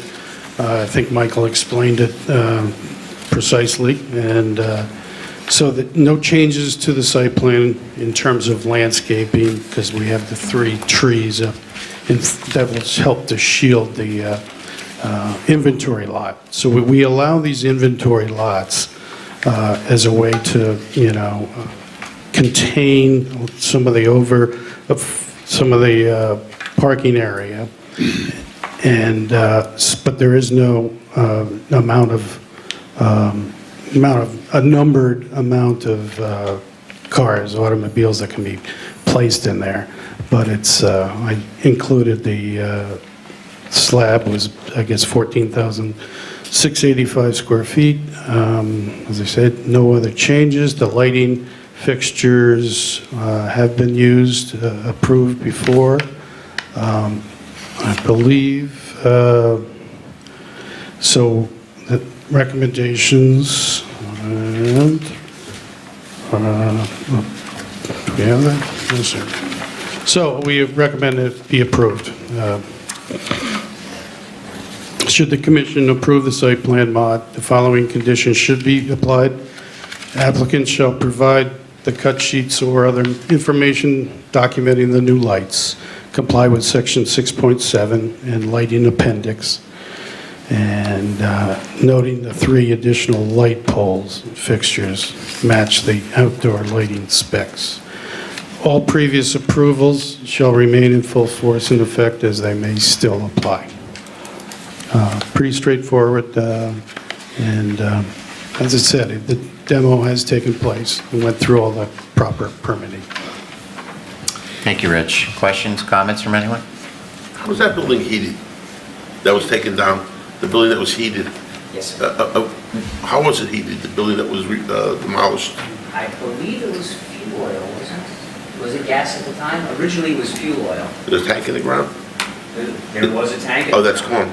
Hey, it is going. We didn't know there was a tank in the ground. It wasn't specified in any plans. Looking back at the environmentals, there was no tank on the ground. One of the first days we went to put the first catch basin in, There was a tank in the ground. boom, there was a tank in the ground. You may have seen it when we took it out. It was a very large tank. How big was that? Yeah, I guess one other question is, the utilities that are in that slab, what happens to them if there's a gas line, water line? I mean, outside the building, you know, obviously I'm gonna take it out the slab. So outside, they're cut, they're capped basically, Okay. and basically they're sealed underneath the slab. Okay. So I assume that you're gonna stack cars head to nose and going along, so maybe Yes, ma'am. 3 deep, 4 deep. Yeah. But you've got a row of parking spaces that is for inventory or for visitors, or, So I just don't see how you're accessing the Yeah. pad to maneuver the cars. I'll explain it in depth. So basically, what we did is we didn't want to change the striping. The striping was originally for the building in case it was office space. We were basically required to have something like 75 parking spaces for that office building. We decided to, listen, let's keep them striped so we can park cars in them. Across the front face of this area where we have cars parked, that sidewalk that used to be there, we're calling as a 5-foot wide paved transition area. Because we had the sidewalk there that was 6 inches, now we're just gonna ramp it up a Okay. little bit so they can drive up on there. So if Mr. Alvine says, okay, we want the car in the center of all these, then he knows he has to back. Well, that's kind of what I was getting at, because it almost seems like you want to create a loop road around it or something, and I wasn't sure how those spaces were being used, and to me, it seems like you want to dedicate those for inventory, just to have I that. think that's really the solution. If you called those inventories well, then you could leave them striped, but you know, on the site plan, they're inventory and they're not required to comply with the zoning regulations, so then you can just leave cars parked there, or you can leave it vacant and drive cars across it, however you want to use it. I just would think, you want control of Yeah. those spaces in front, so that you're always going in and out and only having to back out 4 cars at a max, or, Yeah, if they're Right. going. yeah, and we definitely do that, yeah, absolutely, that's a good point. We'll take it. And the building looks great, by the way. Thank you. Great. Any other questions or comments? No. Why don't we first, we'll entertain a motion to waive the public hearing for this application. Someone make that motion? So moved. Moved by John. Is there a second? Second. Second by Joe. Further discussion? All in favor? Aye. And as to the application itself, are we suggesting an additional condition? I think you might have something like a condition 3 where spaces not needed to comply with the parking required by the zoning regulations shall additionally be marked as inventory parking area. And then we can tweak the plan to accommodate that. Does that make sense? Okay. I just think it's going to make the function of the site work. No, it's a very good point. Yeah, yep. Okay. Okay, then. I know you thought of it already. Don't be so sure. Is there a motion to approve the application with the 2 conditions in the staff report, and then the 3rd condition that Harry just mentioned about designating those spaces not needed for compliance as inventory? So moved. Moved by Marcy. Is there a second? I'll second it. Second by John. Further discussion? All in favor? Aye. Okay, Thank you guys very much congratulations. for your time. Yep. Thank you for your time. Thank you. Thank you for this help. For the what? This is serious. That brings us to item number 3. The Lyons, William C. Lyons, Barbara Lyons, 190 Damascus Road, subdivision modification, lot line change. And Rich?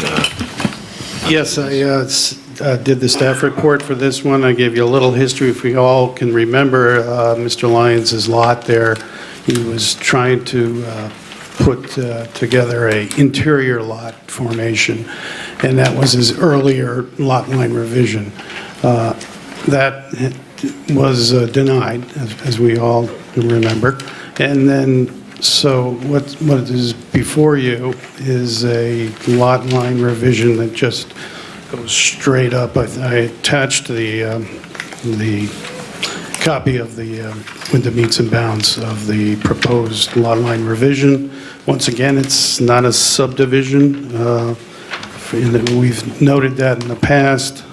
So I think really the approval here is that from the commission is that the proposed lot line revision does not constitute a subdivision or re-subdivision. And that would be the approval. Okay, great. Mr. Lyons could not be here tonight, so it's straightforward. Great. Anyone have any questions? What's the difference between this and the last one? This little triangle. Yeah, there was a little jog out on the last one, and that was in anticipation of a rear lot approval. So this is bringing it back to straight. Line, just a straight line. Straight line up, yeah. Yeah, this was the old line. It makes more sense. You've got two equal-sized lots. Right, brings it back to the, Certainly sized for the zone, which is what our concern was, right, all the, or for the neighborhood. right, all the standards are met on both lots.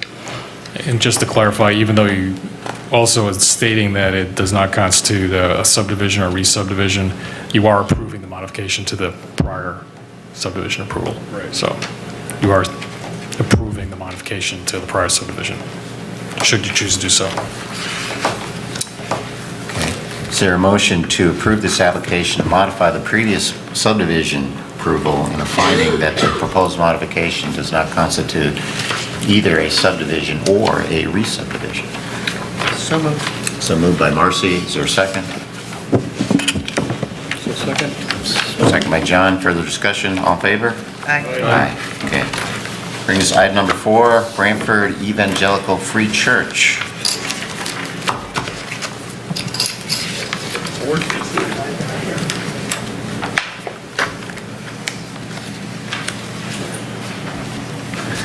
You have the posters. Thank you, sir.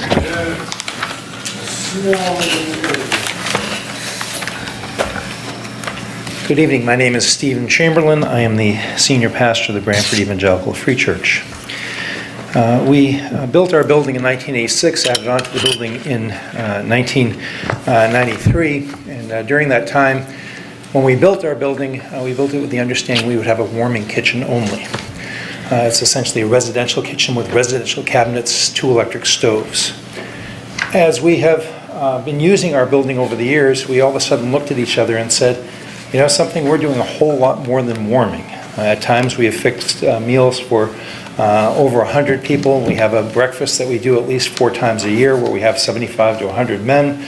We have a service every Saturday night that we serve a meal at, and we said, you know, we're not in compliance with regulations, and as a church, that doesn't work. And so we decided that we needed to bring our kitchen into compliance with the health regulations for East Shore, and therefore tear out all the residential equipment and start putting in commercial equipment. In order to do that, and to put in a 10-burner propane stove or gas stove, we need to have an addition which is all of 2 by 6. So we're putting 12 square feet onto our building. And so we're asking you to approve an addition on the south side of the building, which the abutting properties to that are the rears of houses on Squire Lane, so it doesn't affect anybody's view or affect the aesthetics of the building. So it's 12 square feet. In the staff report, when I got it, I was very surprised to see 2 recommendations that are there that I would like to comment on.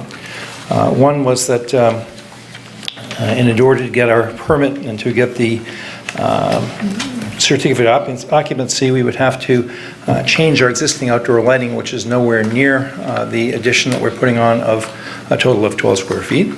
And in addition to that, we would have to do landscaping in the front and on the sides of our building, which again are nowhere near our addition. My difficulty, I would object to the landscaping because I would want to, it's rather arbitrary, but we're going to put some trees someplace there, and I would want to have more of a definition of that, but also at this point we are a nonprofit. This project is costing us approximately $65,000 to $70,000 to bring into compliance. Our total budget for the year is $500,000 for a year. We get it from the offerings of our people. It took us 2 years to set aside money to do this particular project right now. The recommendations that are here for the lighting and for the trees will cost us over $20,000 to do. And so it's not that we won't, we can't. We just don't have that at this point in order to do that. I would be glad on the lighting side, we already have on the board that we have started looking at. The day that I got this on Tuesday, the report, our electrician was in and we were talking about changing our lighting to be compliant, and we will bring it into compliance. But again, I have to raise the money in order to do that, and so we do not have the ability to do that in the near term right now. Well, how long do you think you would need to raise the money to do the lighting? I think you're probably looking at 6 months to a year down the line. Okay. Right.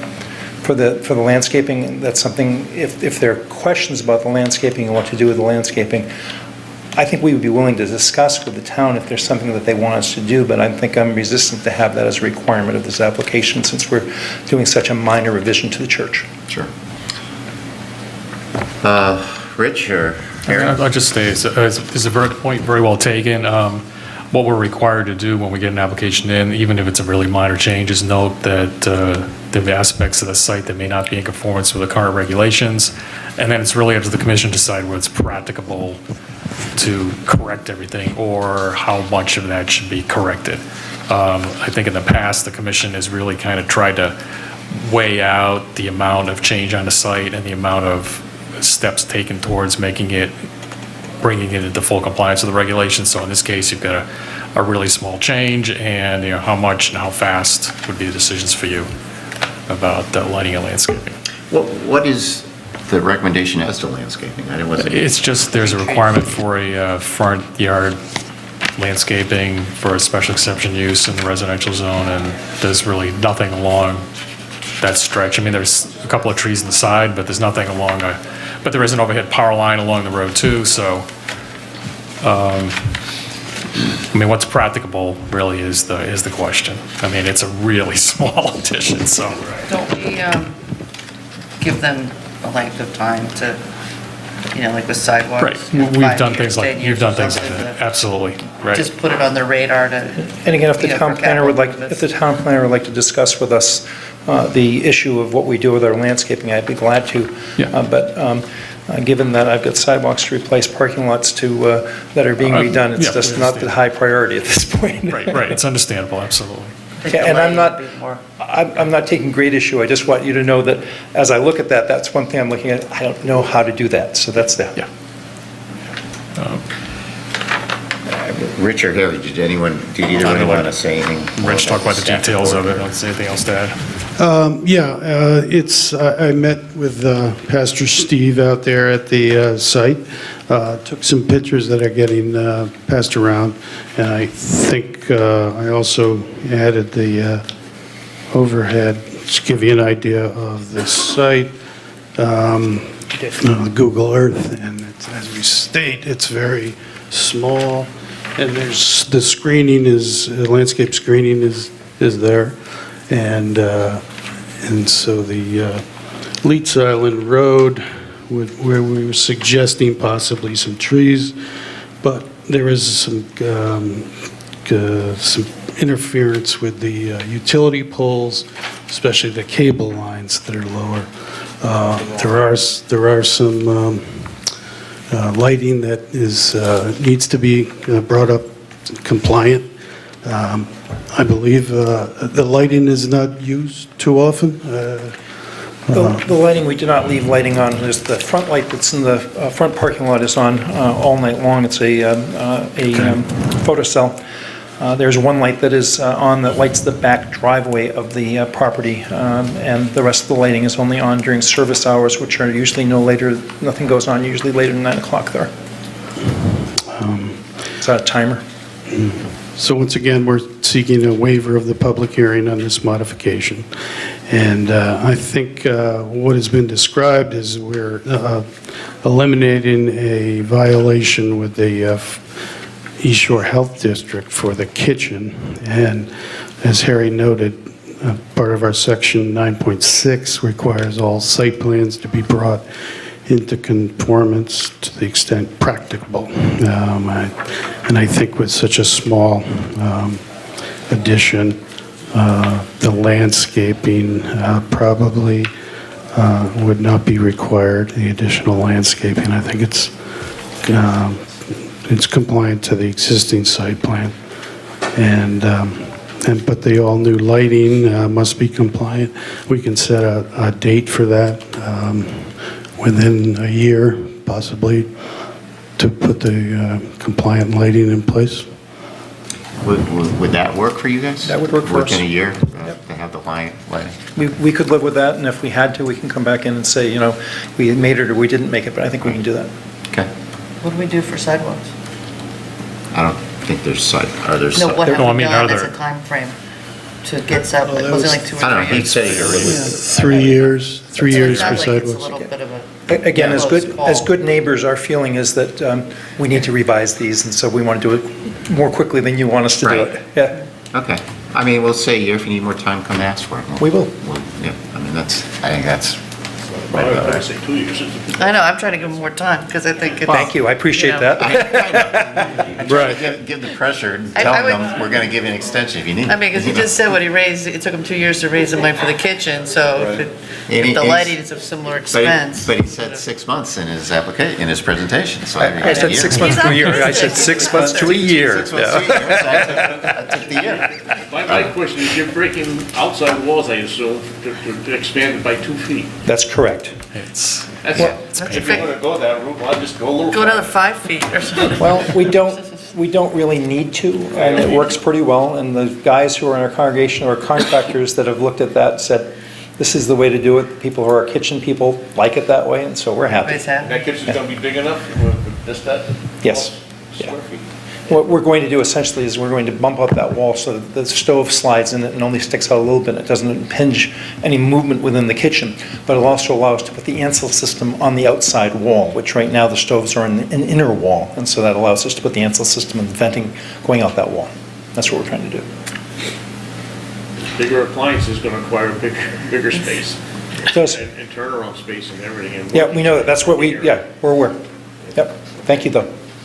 So we would knock out condition 5, which is Yeah. the trees. yeah, and I think on 1B, at the first sentence, you could add at the end, within X months, 12 or 24. Do 24. Okay. Thank you.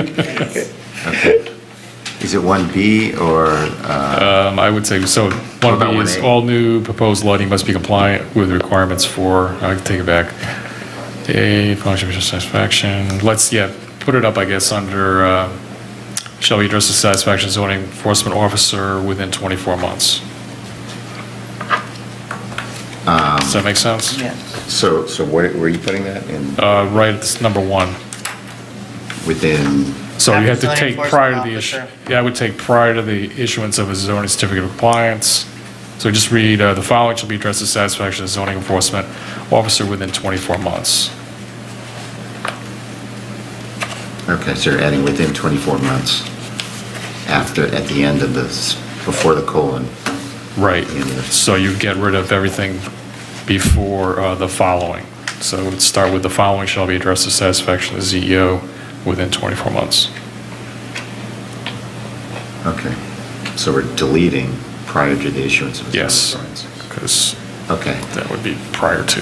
And B ends 2 words, all new, what's that? All new what? An error. Delete I those. assume that was all new lighting fixtures, but that's, So just delete all new for B? Okay. Okay, first, is there a motion to waive the public hearing for this application? So moved. So moved by Joe, is there a second? Second. Second John. by Joe. Further discussion, all in favor? Aye. Okay, is there a motion to approve the application with the staff conditions? Number one is being modified as we discussed, deleting prior to the issuance of a certificate of zoning compliance for the issuance of a certificate of occupancy, deleting that and replacing that within 24 months. And putting that following shall be at, addressed. yeah. The following shall be addressed within 24 months. So we start the sentence, the following within 24 months, and we're also deleting the words all new and 1B and condition 5. Right. Is that everything? That's it. Okay. Yep. So someone might make that motion. So moved. So moved by Marcy, is there a second? Second. Second, Joe. Further discussion? On favor? Aye. Congratulations. Thank you for the approval, and as a town resident, let me just say I volunteered on a lot of things, and thank you for doing a job that's a thankless and unnoticed and oftentimes probably maligned job in town as well, so thank you for all the work that you do as well. Thank you. Thank you, we appreciate it. Supposed to say that before the approval. That's right. See what We he's didn't know how it saying in was gonna 24 turn out, months. so it was, you know. Right. Good night. Okay, item number 5, this needs a public hearing. Peter Henschel, 30 Schools in Stony Creek. It Special does. exception. And it also needs review by the Stony Creek Architecture Review Board, which next meets, I believe, on October 2nd. So we're suggesting the second meeting of the month, which will give us time to digest whatever comments the Stony Creek Architecture Review Board makes, and if any changes are needed to the plans, they could be made. And we're suggesting, therefore, the 17th of October is the public hearing date. Okay, so we'll schedule item number 5 for public hearing on October 17th. Item number 6, Bausch and Strobel Machine Company. I understand that's not quite ready? Right, the couple issues have come up. I've talked to the engineer for the applicant, and he suggested tabling this until the meeting on the 19th of this month. Okay, so we'll table item number 6 to our meeting on September 17th at this location. Item numbers 7, 8, and 9, I understand, are being considered together. Is that correct? Yeah, but just for the record, it's the 19th of this month, and Oh, 17th excuse of me. next month, but yeah. Okay. Yes. 9/19? 9/19 for Bausch and September Strobel. 19th, not Thank you. 17th. And the next 3 items, yes, are all associated and have to do with adding what's now an informal sort of parking area in a formal basis to the front lot at 3 Lisa Lane, which would require a modification of the subdivision that laid out Lisa Lane and the lots around it, as well as a zoning map amendment to rezone that little area, and modifications to the site plan for 3 Lisa Lane. So we're suggesting 9/19 for all of that. Okay, so all 3 applications will have a public hearing, at least on the map amendment, and the other ones will also be heard then on September 19th at Yes. this location. Brings us to item number 10, which is Beacon, in the Housing Authority. It's the application, site plan modification under section 830G. And we have, I think you did send us a packet, a resubmission. And Danielle, I understand you're here for this as well. The quick summary, as you know, we approved the application with conditions in the spring. Beacon filed an appeal, raised about 5 or 6 issues, and we considered them in executive session. Our attorney sent a letter in response addressing that. And I believe the applicants responded that they were satisfied with, I think, 4 of the 6 things that we had mentioned, and that they were withdrawing those items as part of the appeal, and that they were submitting this application, although they don't think it's necessary to address, or they say it will address the other concerns. So, Danielle, what am I missing? I think that's it in a nutshell. So I think just 2 things. So one, we have the actual modification, and then I think they also asked that we either modify the existing approval to incorporate, the attorney's letter into the existing approval to modify those specific conditions, and then, separately to consider the changes to that one emergency access pull-off. Although I would note, just to make sure that we deal with everything, if and when we want to modify or clarify the existing approval, there was one issue about the blasting, which I think, staff was going to consider, and then the commission was going to approve, if they wanted to, any modification to that one condition. So it might be that if we're going to modify the application to address the issues in the letter, that we also address that blasting issue, just to cross all of those items off, and then decide how we're going to proceed with the proposed modification. Okay. Just before, in case anyone wants to talk about this application in terms of the substance of it, you may want to decide whether you're going to hold a public hearing or not, and so that's at least, taken care of, and if you are going to hold a public hearing, that all that substantive discussion occur within the confines of the hearing. Okay.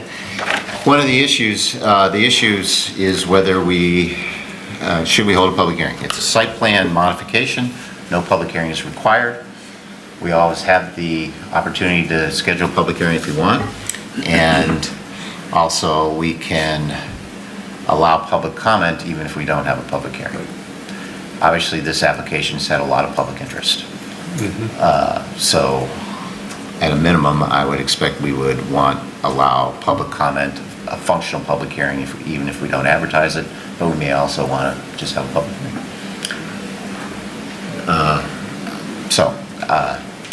I think that what we're confined with is a 65-day limit deadline.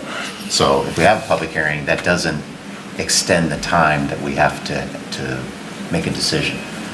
And we typically, that's something to keep in mind, because we may have to have special meetings to get everything in.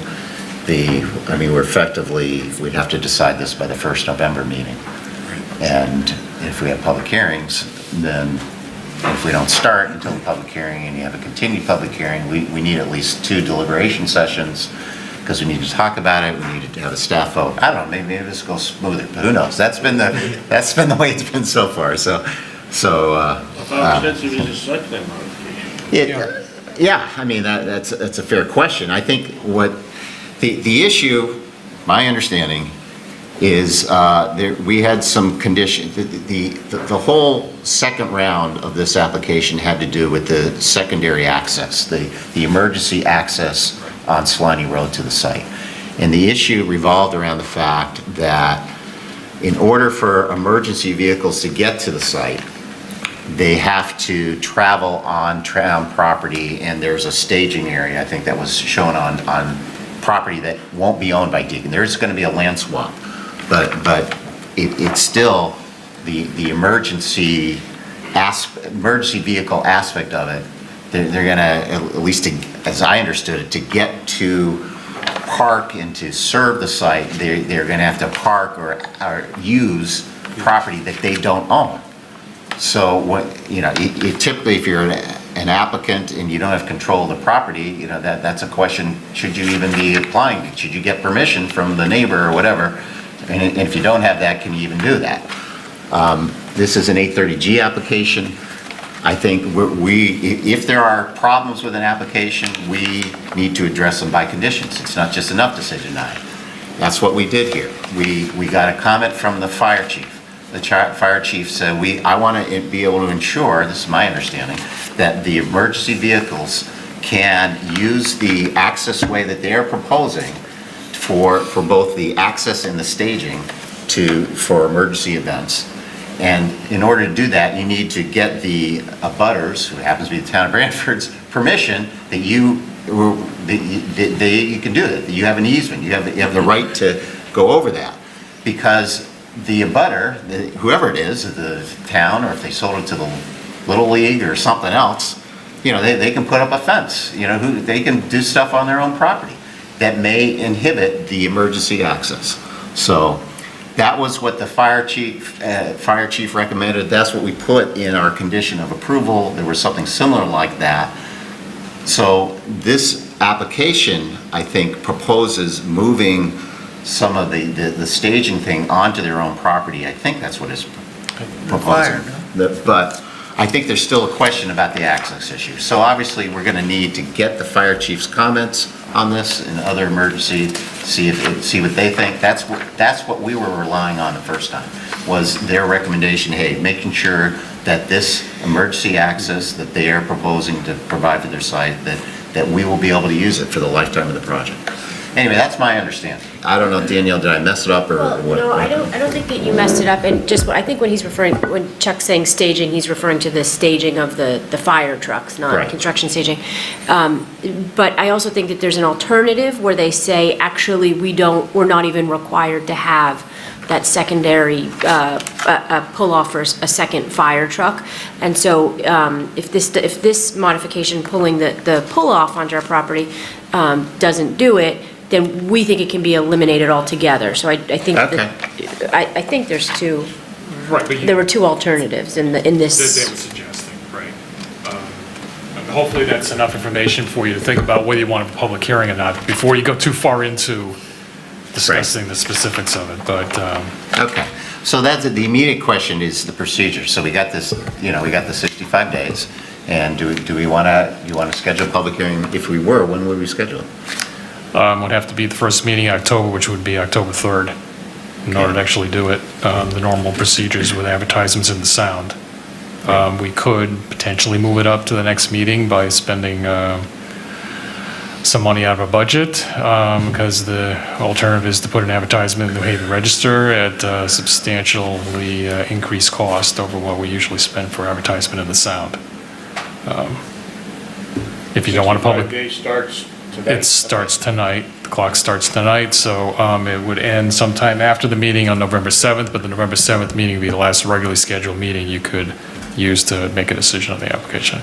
It only gives us that, two October meetings. 2 October meetings and November 7th for the final, vote. Yeah, unless we have a Right, special. so it's pretty tight. Yeah, I don't know. I mean, what's our agenda at the next meeting look like? The other thing is, I don't know if the fire chief will get back to us. Yeah, we we've got- really need his comments. And Right, I don't know. if he's right. gonna get- I don't know. I mean, he has the application, he's aware of it. Right. I don't think much of the territory that substantively that's in the application is anything really new to him, so, Right. I mean, his ability to respond, he might be able to do that pretty quickly. Okay. I don't know how to check on Branford decides not to give them the right to use that property, easement or buy, or Well, sell the I property. think they're asking to open that question up again and have the commission reconsider the requirements that you put on the last decision, which was the required deed restriction on both properties that would guarantee that access was What else open. is So there if we legal don't right change in our- regards to that second truck that you just mentioned, if I misunderstood? Something about a second truck? I think their argument is that the secondary access Is not isn't really possibly needed. needed, yeah. Is that it, Danielle? That they have a primary, they do. They can get into their parking lot already, and they're saying that is sufficient. If you won't let us do it, we think the other's sufficient. I don't know, we'll hear what the experts say So about if we that. don't modify or change the existing conditions, is this punts back to the town, or the RTM? Well, and just remember, we do have pending litigation regarding these Yeah, no, conditions, right? yeah, we'll just litigate what's out there. Why can't, yeah, if it's pending, why are we even going through all this? Just let the Because judge this, decide. they would withdraw, I assume. Yes. If they got a favorable decision or a decision they can live with or whatever, define favorable however you want, they would withdraw the existing appeal. They'd have a modified decision. And again, we're doing what we're doing before. We're looking at, it's an 830G application. We're doing the same thing again, the proposing modification. We'll see how it goes. What I'm getting at, if it's in litigation, why are we doing this until the judge makes a decision one way or the other? Because this could, because the litigation would be moot if we approve this, and they would draw it. So, and they can do that. And, I mean, there's nothing that says you're frozen, you can't do anything if you file a court Okay, like case. you're saying, but then what can we do that won't force them to just, I mean, what is our decision? That they can't, or take away the secondary. We don't know what our decision is. Yeah, it depends what decision you make. Yeah, we don't know what our decision is. We want to hear from the fire marshal, we want to hear from the experts, we want to hear from the applicant, so whatever. But right now, we got to decide where we're going to have a public hearing. That's it. That's, Public hearing with public input. we can we can just have a hearing and just allow people to talk. Public having some input. Yeah, no, I agree 100%. And then just for the record, that's your standard operating procedure is for a site plan application to take public input. Yeah, we hear usually from the applicant, we typically don't open it up to the public, but if someone's sitting out there and wants to talk, a lot of times I'll recognize them, hey, and so that's the option. And the option is you get the notice as a public hearing, go forward, or you can just have a site plan application receive public input if you want to speak. This is only restricted to this one particular subject. It's not going to go off into other areas. Well, you can try to. The application is only this one particular subject. Yeah, the application is this application, whatever, but yeah, I understand. People can get off topic pretty easily. And they have. We've been very transparent, on this topic, so I think we should have a public hearing. Okay. If we have to have a special meeting, we have to have a special meeting. I think that's right. I think we should have the public meeting, try to get it done in 2 meetings, and then have the vote on Okay. the third meeting. Do we want to start the public hearing, because we could continue, wait a minute, is Mr. Hollister on his honey, can Mr. Hollister make the next meeting? Yeah, go ahead, yeah. Hello, everyone. Mr. Chairman, Commission members. For the record, Andre Gomes. I'm an attorney at Shipman and Goodwin. I'm here tonight on behalf of Beacon as well as the Branford Housing Authority. With me tonight is Professor Jay Pottinger from the Yale Law School. Attorney Hollister couldn't be here tonight because he is on his honeymoon. He is available to attend the September 19th meeting, and he will be discussing the application for the minor site plan revision in more detail when the commission takes up that application. I do just want to make one quick comment, and I don't need to go into anything substantive, of course, unless the commission has questions, but our position is that a public hearing here is not necessary. This is a minor site plan revision. It's really about 2 related, we're calling it 1 condition of approval, but it's really 2 conditions of approval that are related, having to do with the emergency pullover. We have an approval, and this has been very thoroughly vetted through 2 extensive public hearings, both by the commission's efforts as well as town staff's efforts, And Mr. Chairman, as you pointed out, the public can still comment at a regular meeting. The time restrictions are obviously different. So our position is this is a minor site plan revision. You're really talking about the pullover area along Sliney Road. It does not need to be addressed in a full public hearing again, since we've been through that. And it's pretty typical throughout other towns, other municipalities in Connecticut, that a minor site plan revision like this wouldn't be handled with a public hearing. And furthermore, I believe as Town Planner Smith suggested or said earlier, the zoning regulations in Branford don't require a public hearing on site plan revisions. So I'll just put that forward. And yes, September 19th would work for Attorney Hollister. Okay, great. You know what I would like to do is I'd like to have a public hearing and start it on the 19th. Can we do that? I think we can do that. I will verify that we can do that through the advertisement in the New Haven Register. Right. Can we do that? I mean, because that gives us more time too. We still need, that gives 19 days for the fire marshal to respond. Yeah, and if he hasn't, we can continue. I'm thinking of the public hearing relative to how long is it going to take the fire marshal, and since we have to wait for him anyway, we may as well. Right, I mean, give the public the opportunity to. Yeah, I think we should start it and maybe finish it the 19th. Okay. And it's effectively the same thing as a site plan public comment, but it's just going to be advertised and noticed. Okay. And we'll get it started, and it gives us the additional time. And I think, these guys have some time pressures they want to do, so we'll try to get it as soon as possible. And there's a lot of public interest. And, I'm sure people want to comment, and they should be able to.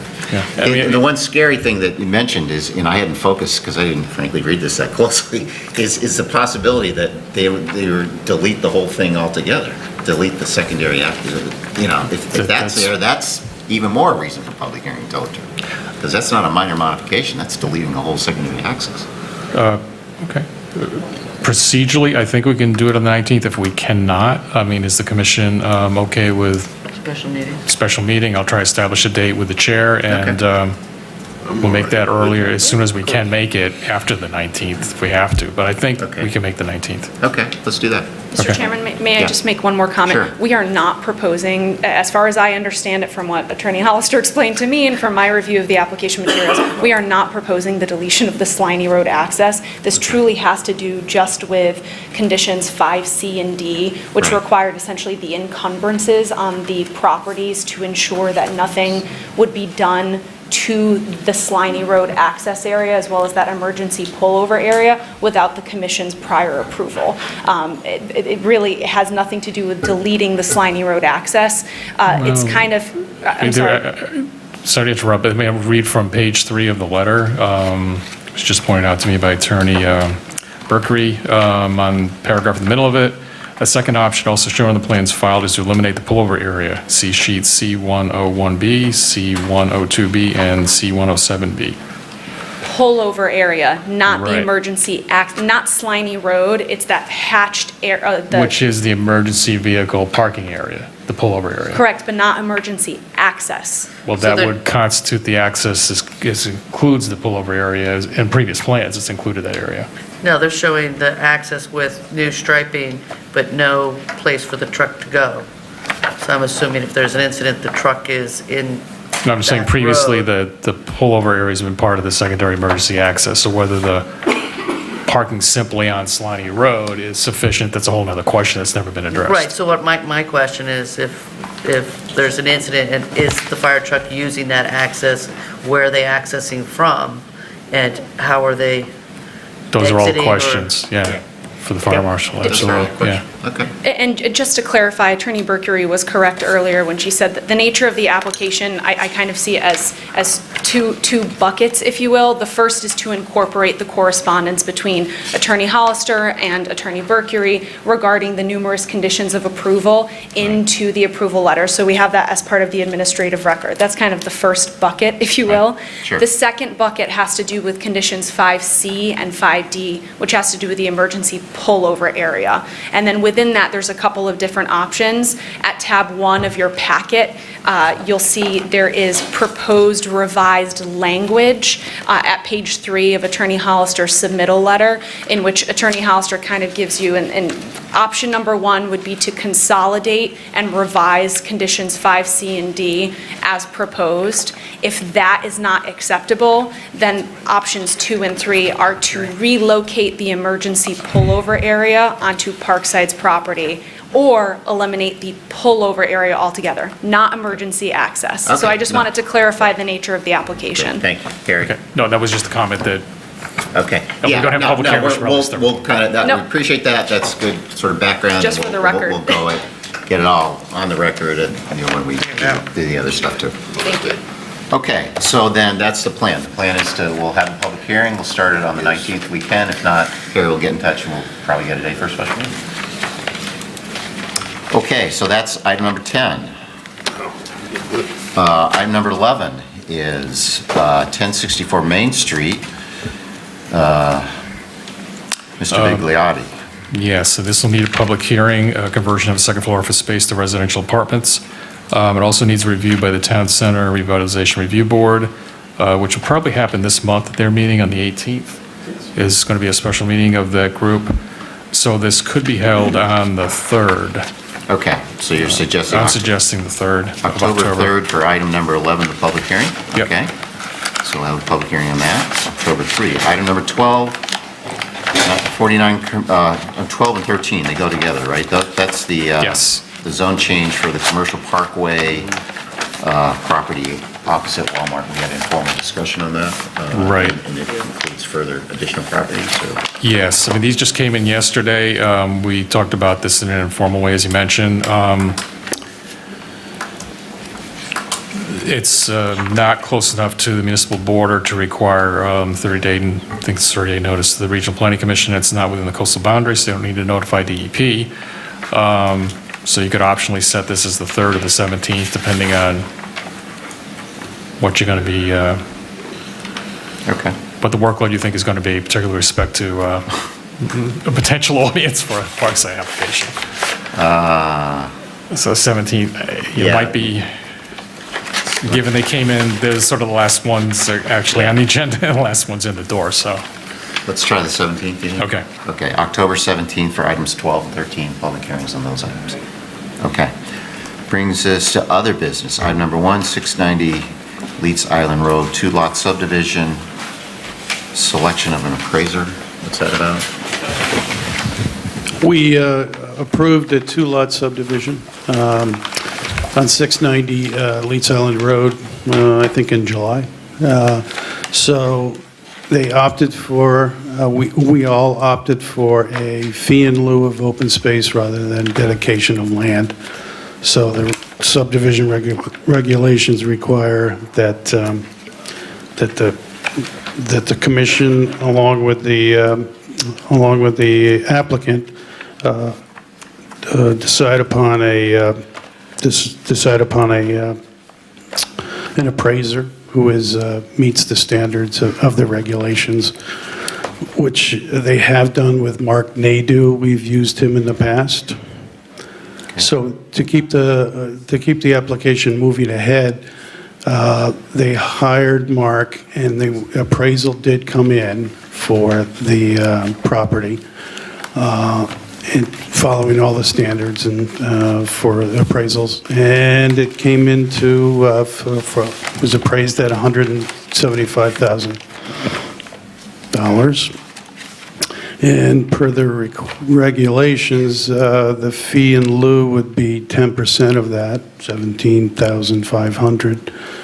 And I think it's pretty well straightforward. It's a solid appraisal, and as I say, Mark Nadeau has done various appraisals in the past for the fee in lieu. So with that, then they could follow the lien document that would be prepared, and then we could make sure that was our hook in terms of getting the Mylar signed. So. Okay, so we just need a motion to approve Mark Nadeau as the appraiser for the open space evaluation for the 2-lot subdivision here. Well, could we? Exactly, right. Yeah, is that? Well, That's we don't have to approve the appraisal? Nope. Okay. We just It's approve automatic. The selection of the appraiser. Right, that's Right. per statute. Okay. Yeah. Okay, is there a motion to approve Mark Nadeau as the appraiser to do the evaluation for the open space for the 2-lot subdivision, 690 Leeds Island Road? So moved. So moved by John. Is there a second? Second. Second by Joe. Further discussion, all in favor? Let's keep it rolling. Aye. Okay, then I think we're going to our last item here, which is the interpretation of zoning regulation 6.2.d. Yeah, just to round out the evening. You should have in front of you, hopefully, a handout, which I think it starts with a section excerpt from the zoning regulations as the top of it. Attached to that should be a letter from Attorney James Perito. And attached to that should be a 11 by 17 schematic elevation of a proposed Hampton Inn. I can read the letter, or if you want to take a couple moments to read it yourself, since it was submitted to us, this is the genesis of the request for the interpretation. Where's this located? This would replace the Branford Motel, Which is where? crossing the Ford dealer. Oh, East Main. behind Lynn, the old Lynn's? Close to that. It's the pizza place there. No. No. It's It's- Oh, across from Pets Club. Oh, okay. What's the question, the elevation? The height and floor. So you mean where you measure from? Or whatever? No, it's whether it's one of the features, can be considered as one of the features that's exempt from the height limitations of section 62D. So as you see in the middle of the letter, there's a number of items that are exempted, excluded. Spires, ornamental cupolas, towers, chimneys, flagpoles, silos, as well as tanks, heating, ventilating, air conditioning, railings, and elevator equipment. So I think Attorney Perito is making an argument that the parapet wall could be considered similar to a railing or a tower, You know what? excluded. He didn't quote the regulation right. Did he not? In a way that would have helped him had he done it. I'm sorry. Because I think he left out a few words. It says as well as tanks and healing, and as well as tanks and heating. It says as well as features such as tanks and heating. Yes, he did leave a word So out. the parapet Ventilating. can be considered a feature. Yeah, I mean, that's, yeah. I agree. I think that if you, at least you can have a better argument, I think, if you say it's a feature, but he left that out of there. I think it's both a feature and a functioning necessity to screen the equipment. Right. And to break up and the architect should speak to this, but to break up the mass of a building. It actually increases the mass of the building. No, to break up the linearity of the roof line of the building. No, you could go on. I'm putting my Please. foot in my mouth, help me.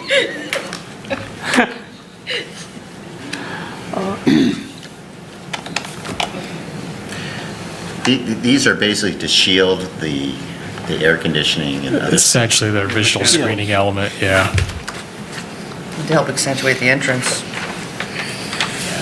in the architecture. I mean, if I had to make an argument both ways, which you always can, because who's paying my bill, right? That's what I do.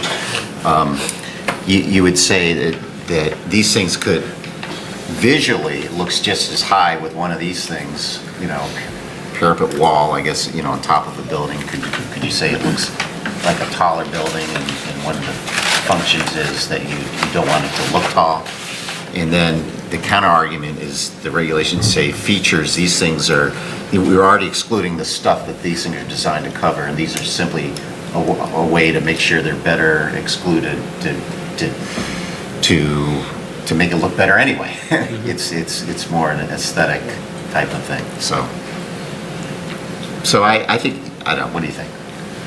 I think parapet walls are functional, they're not aesthetic. They worked for 40 years, they are really functional, prevent water from spilling over, stuff like that, so that's what I would say. So do you think it should be excluded from the height, the definition of height, or should you? Yes. Yes? Yes. Yes. I agree. Yeah, I think you can make the argument. And then we should probably put it in our regs to be clear, right? We should really flag this, because this is We one of should. those swords that can go both ways. Yeah, I think it can. Because in point of fact, it is a part of the integral building construction. Yeah. When you build a parapet, it's part of the facade wall. Isn't it? It is not a feature, it is not That's right. an appendage, it's not one of these Mr. Potato Head kind of things that you're sticking on like a cupola. Here, Mr. Architect. here. It's not a railing. Okay, It's not yeah. detachable, it's not transparent. Right. It increases the apparent mass. The intent of a zoning ordinance is to control the visual and massive quality of buildings within a district. So from that standpoint, I would have, in any other circumstance, I would have a hard time saying, sure, let's just go ahead with it. In Right. this case, I'm saying, sure, let's go ahead with it, but we really need to flag this section when it comes time to do bigger edits. So that we Okay. can be But then, clear. why do you say, sure, let's go ahead with it, after you made such a compelling argument? It should Because be. like you, it's like I'm seeing this from both directions at the same time. The actual function of this parapet is to screen mechanical equipment.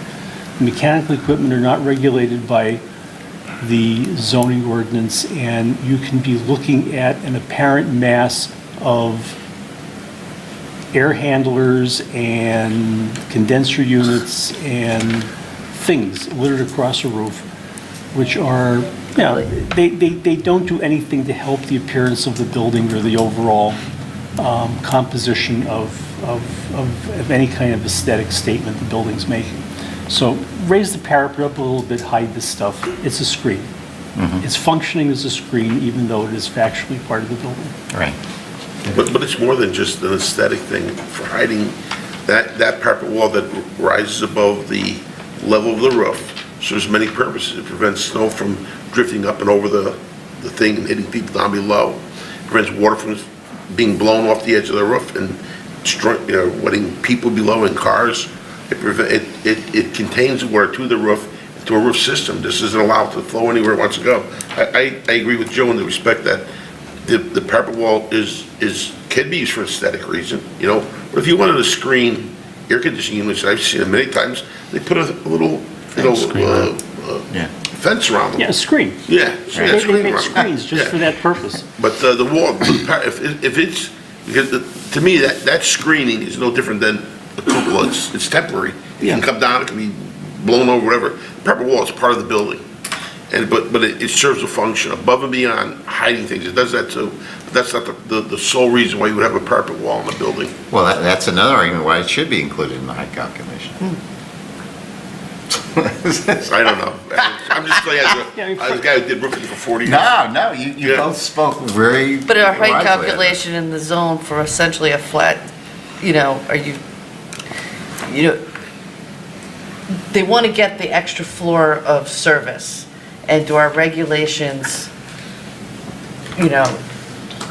work compatibly with that, with the architecture naturally with that, with what you need to have for floor-to-floor heights and so forth? Or are regs limiting that? Because, that's what happens is, you might have just enough space to get a fourth floor, but then you can't screen what's above it because of the height regulations.